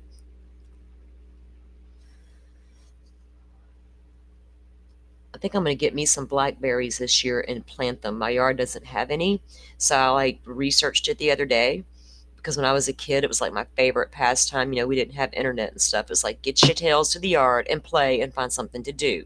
Get out of this house. So we did. And picking blackberries. Every time our house had like tons of blackberry vines, and my sister loved the red ones. I didn't like the red ones. They weren't good to me, but she wanted all the red ones she could get her hands on. I'm back. Oh, he's in Gen Pop. I'm assuming, Dolphin, if he's able to be an inmate worker, I would assume you'd have to be in Gen Pop, right? And that's usually the case in Florida. Now, I didn't see documentation that I didn't go to her Patreon to check out the documentation or anything yet, but we'll take a look at the court doc later and see if we can find information on that. But that was a video she dropped this morning that I saw early when I got up, that she'd reported that new information. So we will see. You love blackberries too, Pokemon? Then try that Dr. Pepper blackberry if you can find it. If you're in the Dr. Pepper, it's good. And yes, Dolphin, Dolphin and I have this fix, a Coca-Cola and a Goody Powders. It's like, well, we can't. My son says, you take too many of those things. Well, maybe I do. But, oh well. Something's going to get me in the end no matter what I do. All right. So I have a USB microphone. I have a USB microphone now. So it stays right where my computer is, right? Yeah. And then I go and take my bathroom break, and I'm always paranoid that y'all are going to hear me take a bathroom break. It's happened before. Oh God. Not to me. Other people. What is that dude's name over there in this Tony, what's his name? God, I can't even give him a last name anymore. In the Sebastian Rogers case, when they were on the TikTok having that live and he goes to the bathroom, they called it Penis Gate, where he went to he goes to the bathroom and he had a green screen up. But you could see it, and everybody's like, "What the hell, dude?" Yeah, it was a scandal. It was. Yes, it was. Do you remember that? I do, yes. Dolphin says they work. They do, hun. They do. All right. So they took the break and now they're back. Okay. Were you talking about your work as a security guard at the hospital, and you testified that there was only a verbal approval from Sheriff Webb for you to perform that service? Yes. Okay. Did you use any Letcher County Sheriff's Department equipment or property in performing that job? Yes. What did you use? Gun, duty belt, and a cruiser at times. Okay. To be the security guard at the hospital? Yes. And that a position that you were paid directly by the hospital, or did you get paid through the Sheriff's Department? No, the hospital paid us. Paid you directly? Who is us? Other workers. Other deputy sheriffs? No, other workers at the hospital. The security agents there at the hospital is what I'm talking about. Were you the only Letcher County Sheriff's deputy who was working as security guard at the hospital, if you can recall? I don't recall. I like the way she said, if you can recall. You also mentioned doing drug sample gathering for drug court? Yes. Same question. Did you use any Sheriff's Department property or equipment to perform that job? I can't recall. Well, wouldn't you use their equipment to perform that job? Or this dude, Mickey, I'm seeing you in a different light, Bubba. I was trying to get behind you. You had a little something happen. But dude. And if it did involve your daughter, then we were all on your side. If there was something going on there, we were all like, especially dads and their daughters. Dads are going to be like, I'll go to jail for that. When they're training cops on like the Reed technique and stuff, are they also training them to get up on stands or in testimony and say, I don't recall? Because I got a problem with cops who don't recall stuff. That's his attorney. That's 100% his attorney telling him not to recall stuff. Yeah, but if you notice, even in Idaho, they're up there testifying. We should have a problem with cops who don't recall. Like Dan Doolin didn't recall Bridge Guy interview. How can we trust you as a thorough investigator or cop if you can't recall stuff? If your memory recall is that damn short. Lord help us all. Okay. What was the time period when you were performing that job, that drug sample gather or job? That job was kind of unique because with drug court back years ago when Judge Wood was there, Judge Wood, they would have me sample people right there in the courthouse. That's what I thought. That's what I thought. Okay. So we got some smart people in our chat. Okay. And you were paid for that job AOC, I guess, or did AOC pay the Sheriff's Department to pay you? No, I only did that job for like 2 weeks. Okay. And he's like, I don't want to touch people's pee anymore. I guess. I got one pay, and to be honest, I can't remember who I got it from because I didn't enjoy that job. Like I said, I don't want to touch people's pee. I don't want to watch them pee, and I don't want to gather their pee. Yeah. Okay. What about the security guard at the hospital? What was the time period you were performing that job? There were multiple shifts. It was all Years? How many years did you do that job? I can't remember the years. Okay, more than 1 year? Yes. Why did you decide to run for sheriff? Oops, hold on, sorry. Okay. You're on 12. It has been my lifelong dream, even as a kid, to be the sheriff. To be a sheriff? Yeah, my mama and mother told me when I was a kid that I talked about being a sheriff. A lot of little boys do at some point. Well, not all, but that's not abnormal. His mama told him to go be the sheriff. Okay. And think that you, and I'm assuming it meant should say, and I think that you testified earlier that you won the election in 2018 and you became sheriff in 2019, correct? Yes. So before you became sheriff, I guess after you won the election and before you became sheriff, did you make a decision to hire Ben Fields? Ben Fields was hired by Sheriff Webb. Oh, so Sheriff Webb, I think you were probably the one that invented this little money-making scheme over here. Before you retired out of I wonder if we're gonna see him in some court documents sooner or later. Because he's been brought up a lot, right? He's just like, he's over here doing shit willy-nilly. Y'all want to work here? You want to work there? Okay, all right, you're in. You're grandfathered. Come on in. Let me give you a gun. Okay, right. He was hired right as Webb was going out and you were coming in. So was it Webb's decision to hire or was it your decision? I gave a recommendation. Okay, and you recommended Fields to Webb, I guess? Yes. Okay, did you terminate any other deputy sheriffs to make room for Ben Fields to have that job? Nope, I didn't terminate anybody. Okay, did any other deputy sheriffs leave the sheriff's department at the same time that Sheriff Webb left? Restate the question, please. I will be a little bit more specific. I think for some of your discovery, you said prior to 2019, someone named Keith Smith and someone named Joshua Pease had worked for the sheriff's department. Yes. Did they leave and why, if you know? Mr. Shaw interrupts, if you know? I don't know when they left. Josh Pease resigned and Keith Smith, I don't know. Was there anybody else who was hired right about the time that Ben Fields was hired? Billy Jones maybe was the SRO. Is that someone that works in the school? Yes. Did you recommend Billy Jones? You got me, kinda. What? She has got me kind of confused. You got me, kinda. She has me kind of confused on you are talking.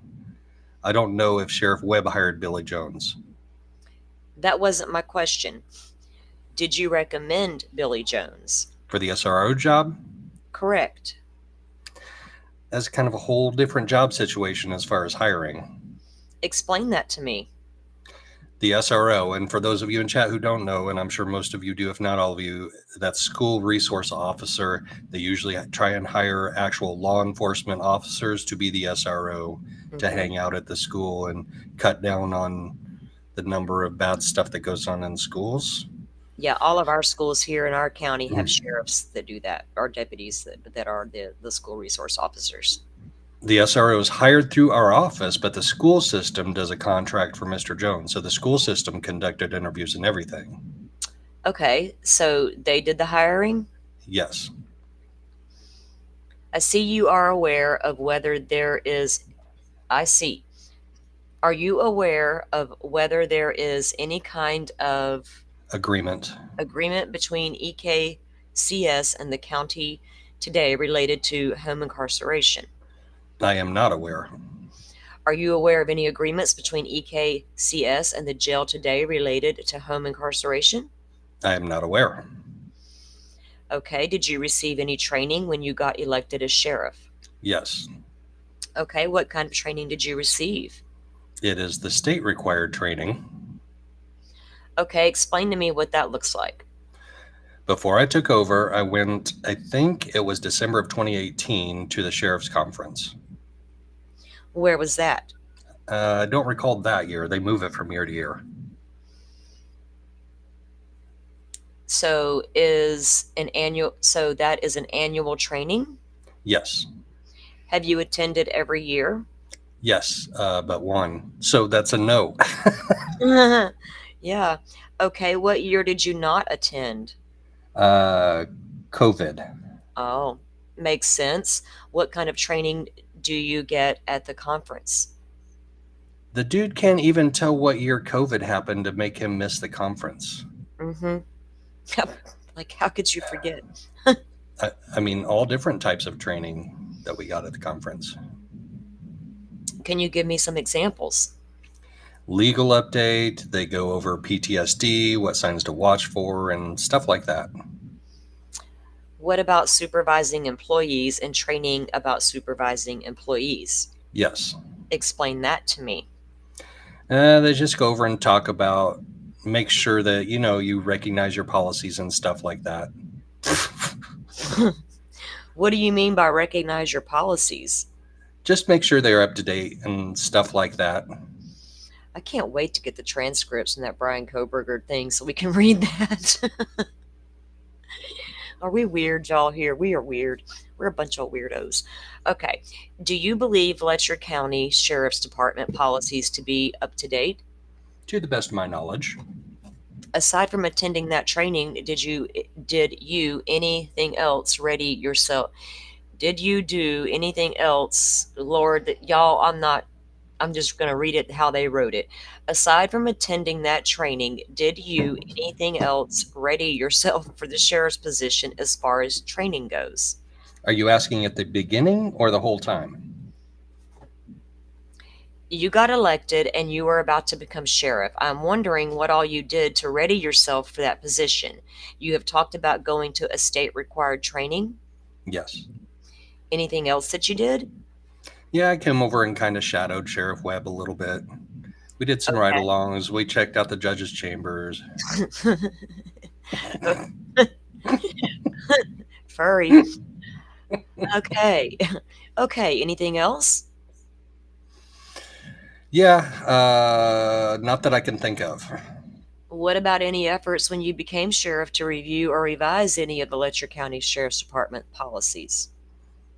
Can you ask that again while I think about my answer? Did you review or revise any of the Letcher County Sheriff's Department's policies at the time that you became sheriff? Yeah, I familiarized myself with the policies. Yeah, all of them. And I have through the years. Do you remember revising any of them? Policy changes, so I don't know. As soon as I took over, is that what you're asking? So in 2019, when you became sheriff, did you revise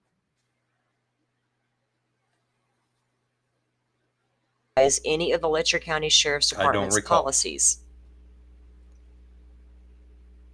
prior to making that recommendation that he be hired as a sheriff's deputy? Work, yeah. What do you mean work?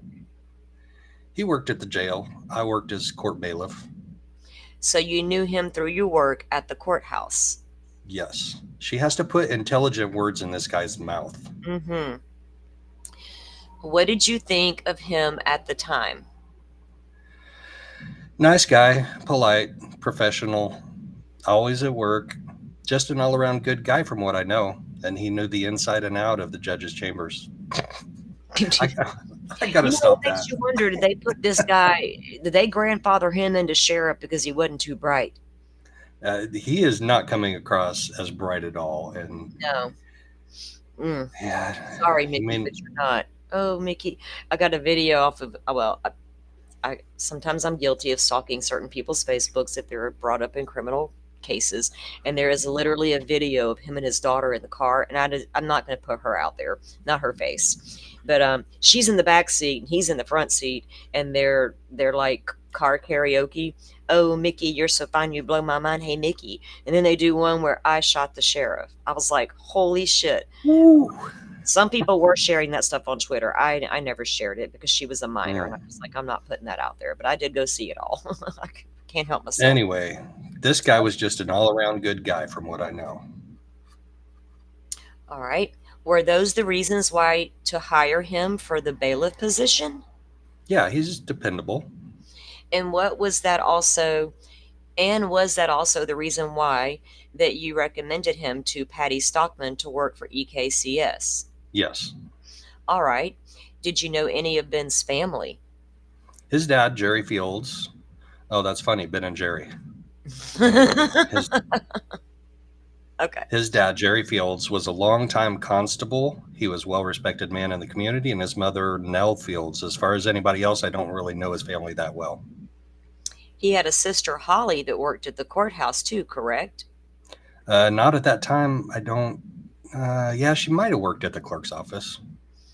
Okay. Prior to recommending him to Sheriff Webb, had Ben Fields ever been to your house before?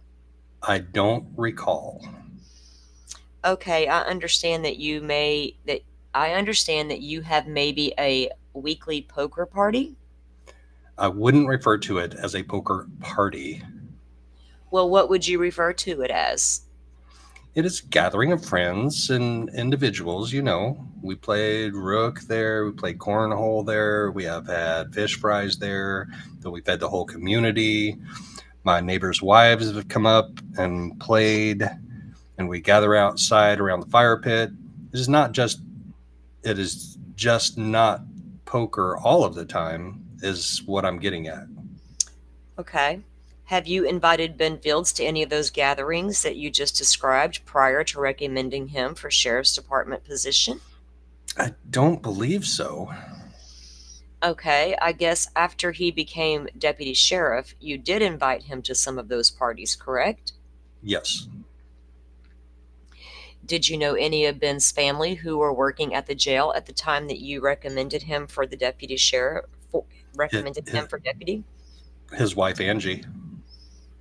Ben had a wife. I bet Angie wasn't happy when she found out what Ben was doing in the judge's chambers. Were you aware of any disciplinary issues related and his work at the jail? No, I spoke to the previous jailer, Don McCall, and Don said he's a great guy, no issues in his employment. And after Ben Fields applied for the position, with the Sheriff's Department, part of that employment process was doing a lie detector test or something of that nature? Yes, that is the pre-pops. The pre-pops? Do you remember whether you ever reviewed his pre-pops report? Yeah, I'm sure I've looked at it. And then that's when Mr. Shaw interrupts again. Just for the record, are you talking about the actual questions and answers, or are you talking about the cover letter that says whether or not they passed? I guess the report is more than one page. What I saw in the records that you produced, so I guess the whole report. Did you look at that report? And Mr. Shaw says, if you didn't, that is fine. And I don't know. She has asked me a question, and the polygraph is multiple levels. Did you look through the polygraph? Yes, the questions, they give you a big packet before you take it and stuff. And then Mr. Shaw interrupts and says, she is not talking about your polygraph. Did you review Ben's, or did you just rely upon the report? No, I just relied on the report of the examiner. In discovery, you produced a file of stuff that represented Ben Fields' personal file. Do you recall that? Yes. Hey, welcome in, welcome in. And included in that was a report that, okay, hang on. And included in that was a report that included some questions and answers from Ben Fields. Do you recall that? I would have to look at it. I can't recall. Like you just said, it is a lot. I mean, I don't know what you're talking about. And then Mr. Shaw interrupts again, and I don't know what you would have, and I don't know that you would have all of that in his personal file. They do the review, and I think they mark some of it, but go ahead and ask your questions. Okay, I will. Do you recall seeing Mr. Fields' employment history on admission by him that on at least one occasion that he consumed alcoholic beverages while at work at the jail? Do you recall seeing that? I don't recall. Within those documents that you produced, do you recall seeing an admission by Mr. Fields that while he was employed at the Letcher County Jail, he engaged in sexual contact during work hours at the detention center?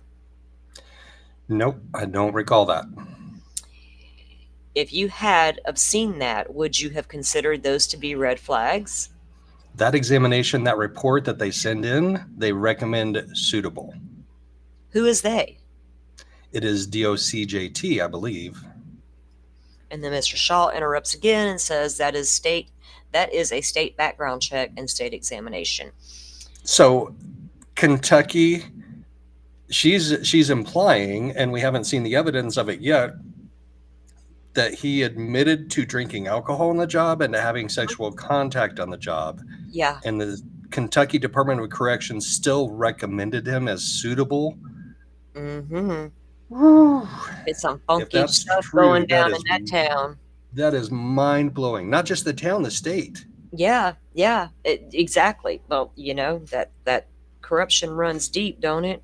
When it starts to taking off. It's crazy that you could get you should never allow any deputy officer in any capacity to continue to keep their job if they have been found out to verify they had drank on the job or had sex on the job. I mean, those are maybe ground. they didn't find out about it until they gave him a Later. polygraph for his next job. And then yeah, we'll have to see how all that plays out. It's all crazy, right, isn't it? Okay, that is fine. I was just wondering, had you seen that information that he had consumed alcoholic beverages and he had engaged in sexual contact during work hours at the detention center? Had you known that, would you considered that as red flags for hiring Ben Fields? I think I read that already. No, it's the same question answered a different way, and he's or asked a different way, and he's still not going to answer it directly. Because she says she wants to know. This is a second question in a row. She said, would you consider that a red flag? And instead of saying, oh my God, yeah, he says, they send a report saying that they are suitable for the job.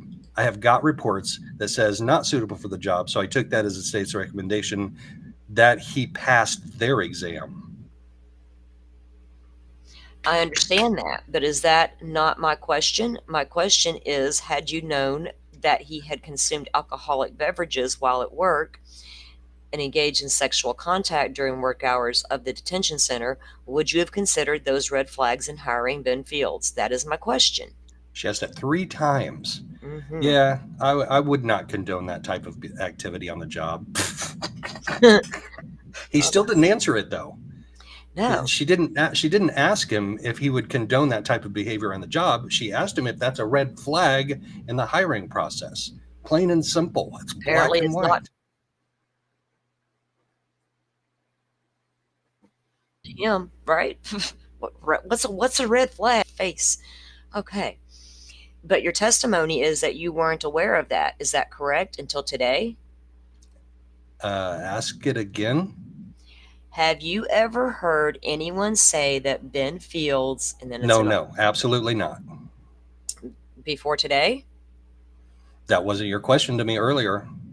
And then Mr. Shaw is going to interrupt, and he says, and she is not talking about the other day when you listened to Fields' testimony about he and his wife would get, whoa, wait, what? And she is not talking about the other day when you listened to Fields' testimony about he and his wife would engage in sexual activity. That wasn't your question. You said when I first hired him earlier, I think was the question. But why is Ben Fields talking about having sex with his wife when he's in a civil suit for having sex with incarcerated women. That's what's what you have to well, Miss Fields? it's the classical thing. You admit to something that's a lesser sin, so you will appear to be honest when you deny the greater sin. Okay, I'm just now got questions from Mrs. Fields. That was your line. Okay. Right. Now I am just trying to figure out when you became aware of that. It sounds like maybe when you listened to Ben Fields' deposition testimony was the first time that you heard about it. Oh yeah, that was the first time I heard about it. Okay. I have another document here. Do you recognize this document? Yes. What is this? It looks like he received the office policy. Okay, I was going to send you that earlier form that we looked at required someone to verify that they both received and read that they received a copy. Do you know when or why that changed? And Mr. Shaw interrupts, I am not for sure. Okay, and this looks like it was signed by Ben Fields on April 13th of 2020, correct? That is what it looks like. But that was some 15 months after he had already started working for the Letcher County Sheriff's Department, correct? Yes. Wow. So why did you wait so long, over a year, to give him a copy of this policy manual? Mr. Shaw, can I ask you a question? Mr. Shaw, just answer. Just answer my question. Mr. Shaw says he wasn't the sheriff that hired him, so it is not his responsibility to give him the policy. There may be something else. This is all that I saw in the file. I don't know if Sheriff Webb gave him one or not. He should have. Okay, the only thing that I saw on the file as far as him having received a copy was dated April 13th, 2020. And then Mr. Shaw says, tell her you don't know. I don't know. Sorry. Okay, that is perfectly fine answer. Are deputy sheriffs, are they at will employees, meaning can they be terminated for any or no reason, or do they have to be terminated for cause? I was just asking him. Mr. Shaw says, I don't know if he knows the answer. Are you talking about an action under Policy Officer's Bill of Rights? No, I'm just talking about at the Letcher County Sheriff's Department. Can deputies be terminated for any reason or no reason, or do they have to be terminated for cause, if you know? I am not for sure. And then Mr. Shaw says the Police Officer Bill of Rights only applies in certain situations and doesn't apply in others. Okay, and that included Jason Eccles and Ben Fields, correct? Yes. And I'm sorry, any other deputy sheriffs that you invited to those gatherings? Mike and Fuss and Fusey and Fuse. Fuse and Fuzzy. You don't. Oh no, we're not going the fussy route. Safe word. Okay. We'll get through this eventually. Okay, was he a deputy sheriff? Court security officer. You keep calling them deputies, but court security officers. And I guess impression were there Letcher County Sheriff's deputies who has a specific role as CSO. Is that correct, to a correct way to think of it? That is a true statement, yeah. Anyone else? And what from deputy? Also from. Okay, anyone else also from Deputy Ifus? I don't know. Oh, in addition to. Oh, in addition to from Deputy Infuse. Charles Fernandez. Oh, I like the way you said that. Road. Okay, anyone else aside from him? I don't recall. What kind of role did Charles Fernandez, I can't do it like you, have with the Sheriff's Department? He was a court security officer also and a special deputy at one time. What does special deputy mean? It's a deputy that does not receive payment for their services. They just volunteer. Oh, okay. He did that during the flood. He done relief and stuff like that. Okay, let me see. Okay. Sorry, I had to cough, so I muted out. When you were working as a home incarceration officer for EKCS, did you ever invite any women who were on home incarceration to your house during one of those poker games? Absolutely not. Okay, do you recall a girl named Jennifer Fleming? And then a Mr. Dotson comes in and says, does he remember? And then it's inaudible. Yeah, does he remember someone named Jennifer Fleming? I know a Jennifer Fleming. Did you Whoa, ever? wasn't that the name of the high school, Fleming Neon? Yeah. That he went to Fleming Neon High School. I wonder if she's like A descendant of one town of the name of her founders. family, Yeah, right? right. My dad has a cousin and their last name is Fleming. Did you ever come to your house did you ever Should have been come? she. It should be did she Yeah, I ever was about to say, did you ever come to your house? Did she ever come to your house for any of those gatherings? Not that I'm aware of. Okay, how many of the deputy sheriffs, aside from Ben Fields, has the designation of CSO? I think I have heard Ben Fields, Jason Eccles, and Mike Ifus. Does anybody else aside from them in the time that you have been sheriff? Keith Smith. Could I see my employment list that I provided? I don't have a copy of it. That would assist me. And then Mr. Shaw says, just answer based on your recollection. I don't recall. Does CSOs get paid more or less than other deputy sheriffs? It all depends on job performance. I mean, I worked with Sheriff Webb for 16 years and only made $12. What? I think he means an hour. Okay. And that's like poverty level. That's like fast food. That's less than my kid makes at fast food, dude. They hired a new guy in when I was working for them. Mike and Fuss was actually who it was. They paid him $12.50. He had been there none, and they paid him more than me. So it all depends. Pay rate depends. It's varied. Okay, so are CSOs paid by the hour? Yes. And Ben Fields was a full-time employee? Yes. And were those other CSOs that you referenced, were they all full-time employees? I don't recall. I'm sorry, I glanced over at chat for a second. I lost it. Where were we at, Joe? I don't. You right there. Okay. Were you a full-time employee during the time period when you were a deputy sheriff? Where are you at? Okay. Yes. Go back. And what does that mean? Are there set hours that you work from 8 to 4:30? What does it mean as far as scheduling goes? There's different schedules. I don't know what you're asking. I am talking about CSOs, and let me be specific to after that you became sheriff. Let's be specific to Ben Fields. Okay. Did you have a time of day that he was supposed to report to work and an hour that he got off work every day? How did his schedule work? 8 to 4:30. Okay, so those were the hours that he was working for the sheriff's department. Yes. Was that true for the CSOs as well in the time that you were sheriff? And Mr. Shaw says, if you recall.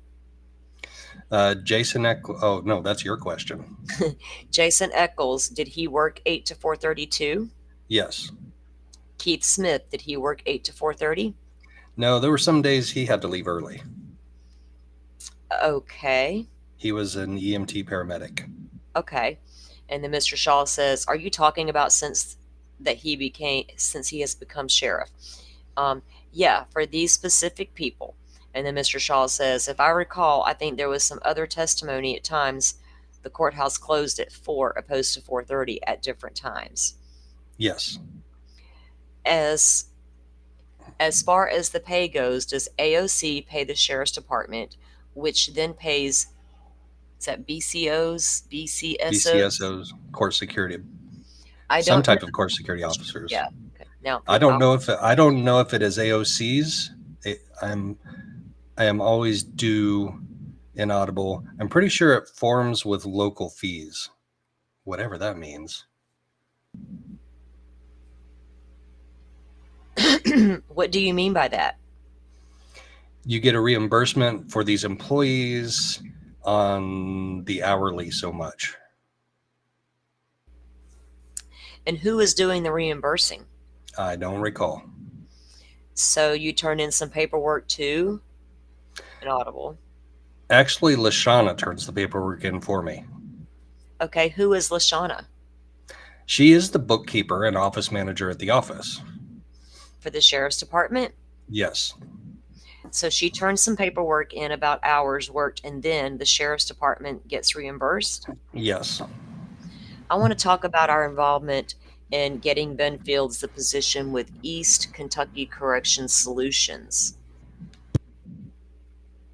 Yes. So did you recommend Ben Fields for that position? Yes. Could you no longer work that job after you became sheriff? Oh, yeah, no way. Why not? The job as sheriff is 24/7 hectic. I mean,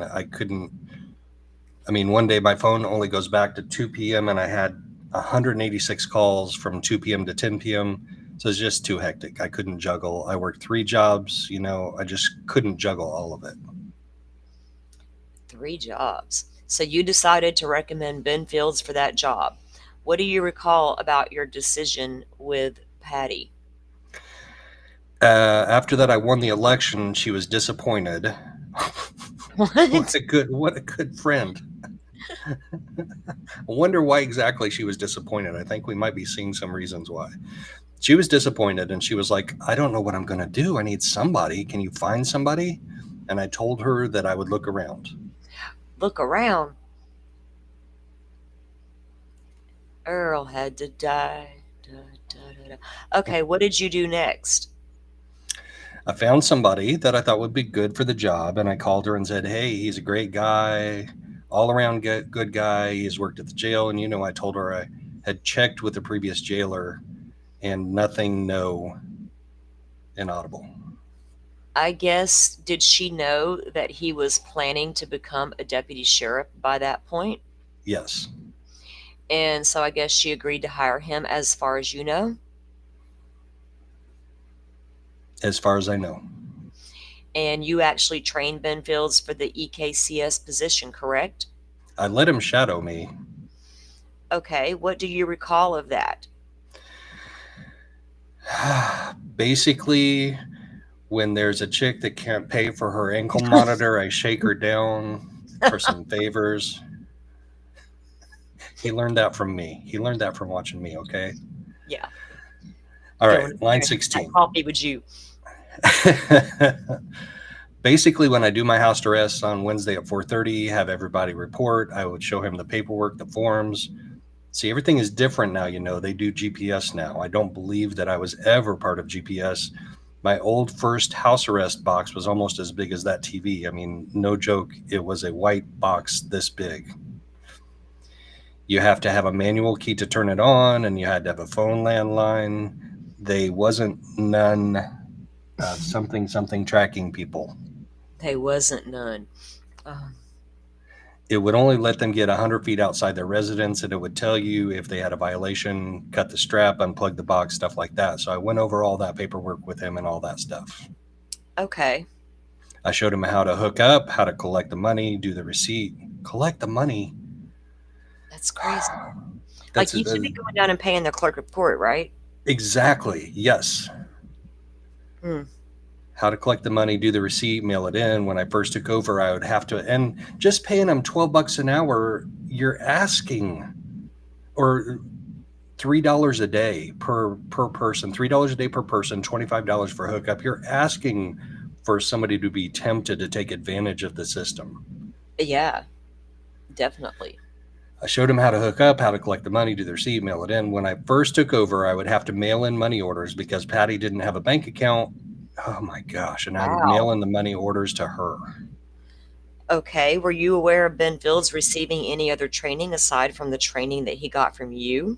I am aware. Okay. Were there any EKCS policies or procedures that you reviewed with Mr. Fields? No, I didn't. Aside from that initial conversation with Patty Stockham that you already described, were there any other discussions that you had with her about hiring Ben Fields? Not that I recall. I guess you were aware as prior to February of 2022, were you aware of Ben Fields performing services for EKCS while he was in the courtroom and during a period of time when he was working as bailiff? I don't understand your question. Prior to February of 2022, when you terminated Mr. Fields, were you aware that there were times when he would perform services for East Kentucky Correctional Solutions while he was also in the courtroom and working as a bailiff? One more time. Sorry, I'm a little confused on your question. I'm not trying to be difficult, but Okay. Prior to February of 2022, when you terminated Fields, were you aware that there were times when he was performing services for EKCS while also in the courtroom and working as a bailiff? Were you aware of that? I don't recall. Okay. Mr. Shaw interrupts again and says, I can't read that. I can't see it behind that blue thing. I guess I will just object to form. Were you aware that Fields performed services for EKCS while wearing a Letcher County Sheriff's Deputy uniform? And then Mr. Shaw says, if you know, I mean...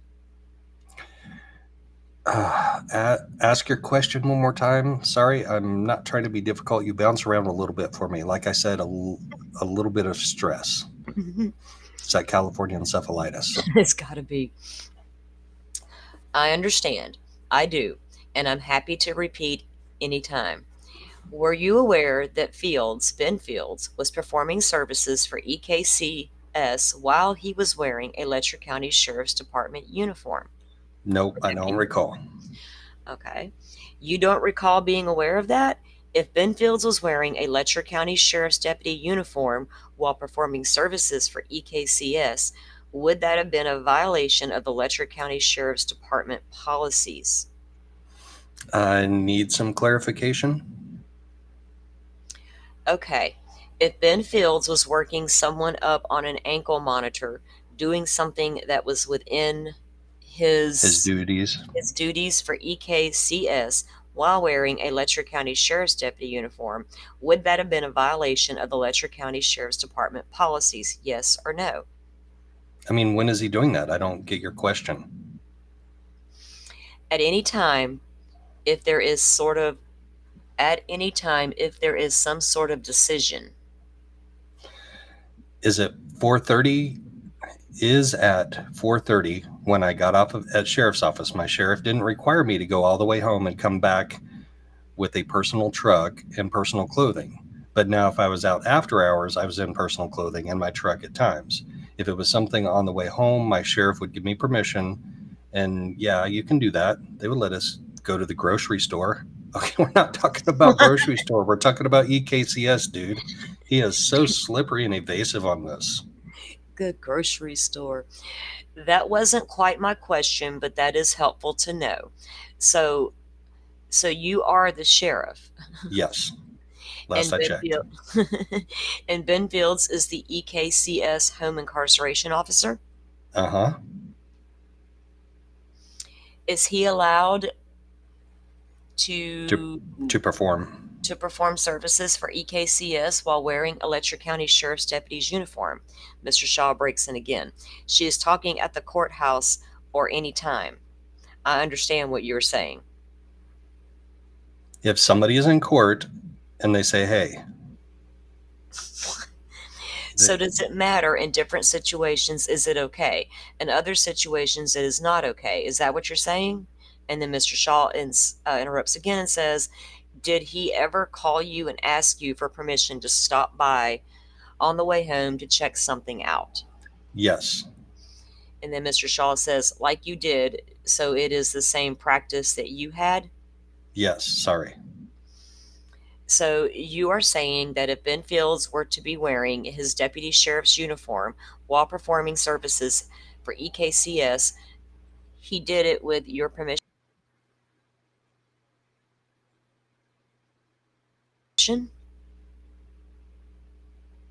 The answer. I don't recall. What is the policy of Letcher County Sheriff's Department about wearing a uniform while performing services for other business? And then Mr. Shaw says, I think he has already testified what that practice is. That was not my question. What is the policy? Do you know what the policy is? You got me confused with your line of questioning. You're bouncing around so much, I don't know what you're talking about. I am trying to figure out how to frame the question in a way that you could understand or could answer and understand it. So was Ben Fields allowed to wear his deputy sheriff's uniform while performing services for EKCS at any place or at any circumstances? And then Mr. Shaw says, in the courthouse, out of the courthouse, anywhere. Was there ever a situation where that was okay by you? Yes. What is the circumstances where it would have been okay by you as sheriff for him to be performing services for EKCS while wearing his deputy's uniform? If he was at the courthouse. Okay, so Was allowed. He was allowed to perform those services for EKCS while he was at the courthouse wearing his uniform? Yes. Is there any other places that he was allowed to perform services for EKCS while wearing that uniform? Was just at the courthouse, or is it any other places as well? I don't recall any other places, but they just talked about how they could hit something up to check it out on the way home from work without having to go back and change your clothes. So I think he's contradicting his own prior testimony, but. Mm-hmm. Okay, so to your knowledge, wait, am I under that? Yeah. Okay, so to your knowledge, the only time that he would have been performing services for EKCS in his deputy sheriff uniform would be if he was at the courthouse. Is that correct? Mr. Shaw says, and after work hours. Well, didn't hear him say that yet. Mr. Shaw says, yeah, he did. He talked about himself doing that with Sheriff Webb, but I didn't hear him say that he allowed Fields to do that. Shaw says, are you trying to confuse the witness? I am not. I truly am not. I am trying to get a straight answer. Well, you got me confused because I don't know what you were asking me. Deputy Sheriff Fields, he is wearing his deputy sheriff uniform. I think I understood you to say that he is allowed to wear that uniform and perform services for EKCS if he is at the courthouse. Is that correct? Shaw says no. Oh, he says no. Okay. Yeah. And then Ms. Baxter, you are not testifying. He is testifying. And Shaw says, quit trying to confuse the witness. And then Ms. Baxter says, I truly am not. Shaw says, he told you what the practice was. And she said, no, he hasn't. Mr. Shaw says, yes, he was. And then Baxter says, well, I'm confused now then. And then Shaw says, what the practice is, and did the practice change after you became sheriff? You've got me confused. I don't know what she's asking. And then Mr. Dodson breaks in. She is asking if it is okay for Ben to wear that uniform and hook somebody up on an ankle monitor bracelet at the courthouse. Yeah, is that okay? When? At the courthouse any time of day. And then Mr. Shaw says before work hours or after? I think Mr. Shaw is trying to purposefully inject more confusion in this because I understand exactly what she's asking. Do you understand what she's asking? I do. And Mr. Shaw is like subliminally injecting more confusion into it by saying that she's confusing him, and he's going right along with it, just like a man. Look. Don't gaslight me. She argued right back with him. I like that. Okay. So was before work hours or after? See, when I come out at midnight or on the weekends, I was in plain clothes. But when I just got out of court, When you came out at midnight or on the weekends, you would be in plain clothes. Was that during deputy what's he doing? duties? What's he doing? What's he doing with ankle monitors at midnight? Right? Because there's a protocol. You can't even get released from the county jail until that monitor is slapped on that ankle. They don't let you go home and then come do it. You got to pay for it, all of that right there at the courthouse. I know somebody who had one. That's how I know. My ex-husband, not my ex-husband, my ex, well, my ex, he him and his girlfriend got in a fight or something or another, and he took her phone and threw it across the room, and they called it interfering with something. Anyway, he had to go to the court about it, right? It was all thrown out. But before they let him out of jail, he had to spend the night in there, and the next day he had to pay for that monitor, everything. And they put it on you before you ever leave the county jail.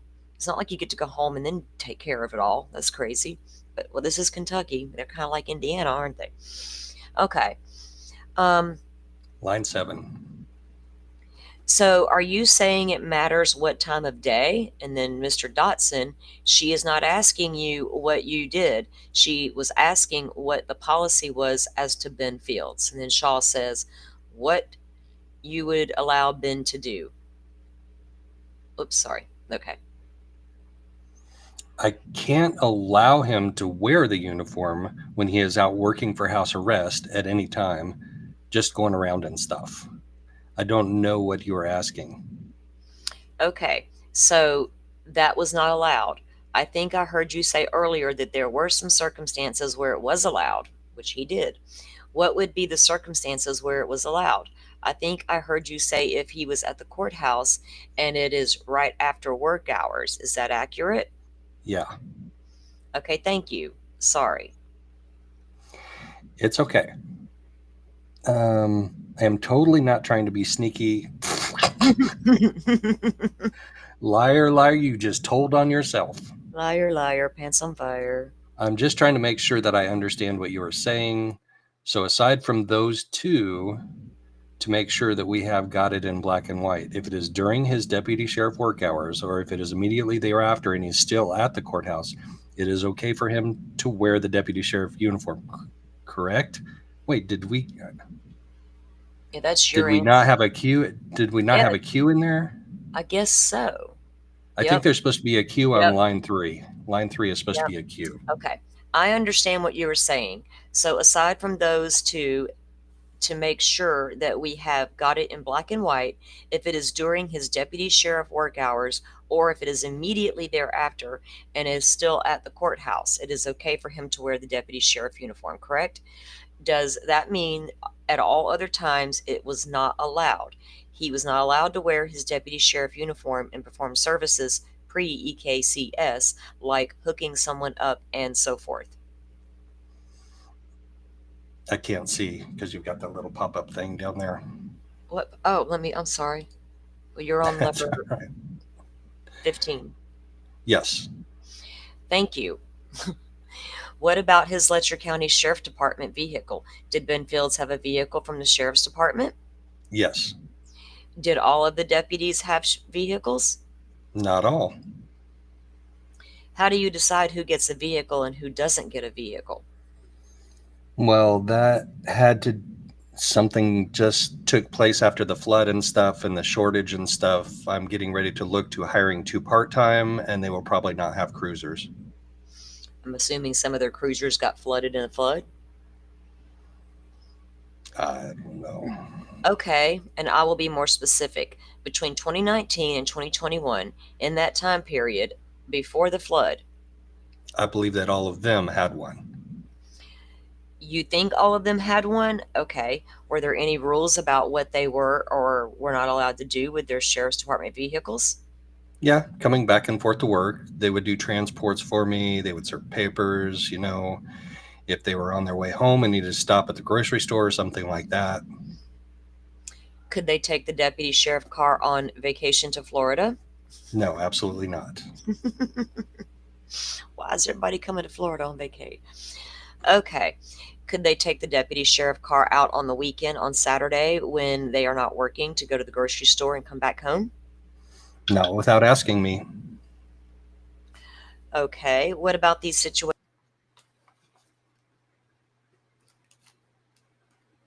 where deputy sheriffs have outside secondary employment? Were there any rules about when Ben Fields is for EKCS? Ask me one more time. Sorry. Were any rules or policies about when Ben Fields was or was not allowed to use his deputy sheriff vehicle to perform services for EKCS? He should be using it. I think it's supposed to say he shouldn't be using it unless he had permission. He had approval from me. Okay. Do you recall him reaching out to you to get approval to do something for EKCS with his sheriff's department vehicle? Maybe on the way home to stop and get ankle out of the creek. What? I think it's an ankle monitor. Yeah, somebody tossed it in the damn creek. Where was that?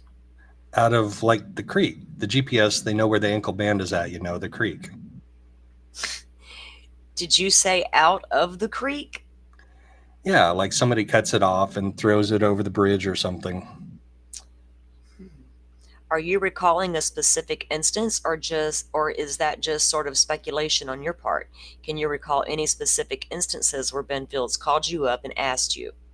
No, I can't recall. So he just made up a story as an answer to that question about somebody throwing their ankle monitor over a bridge? That must have been common there, right? They're like, I'm not going to go have sex with you. I'm just going to cut this bitch off and throw it in the creek.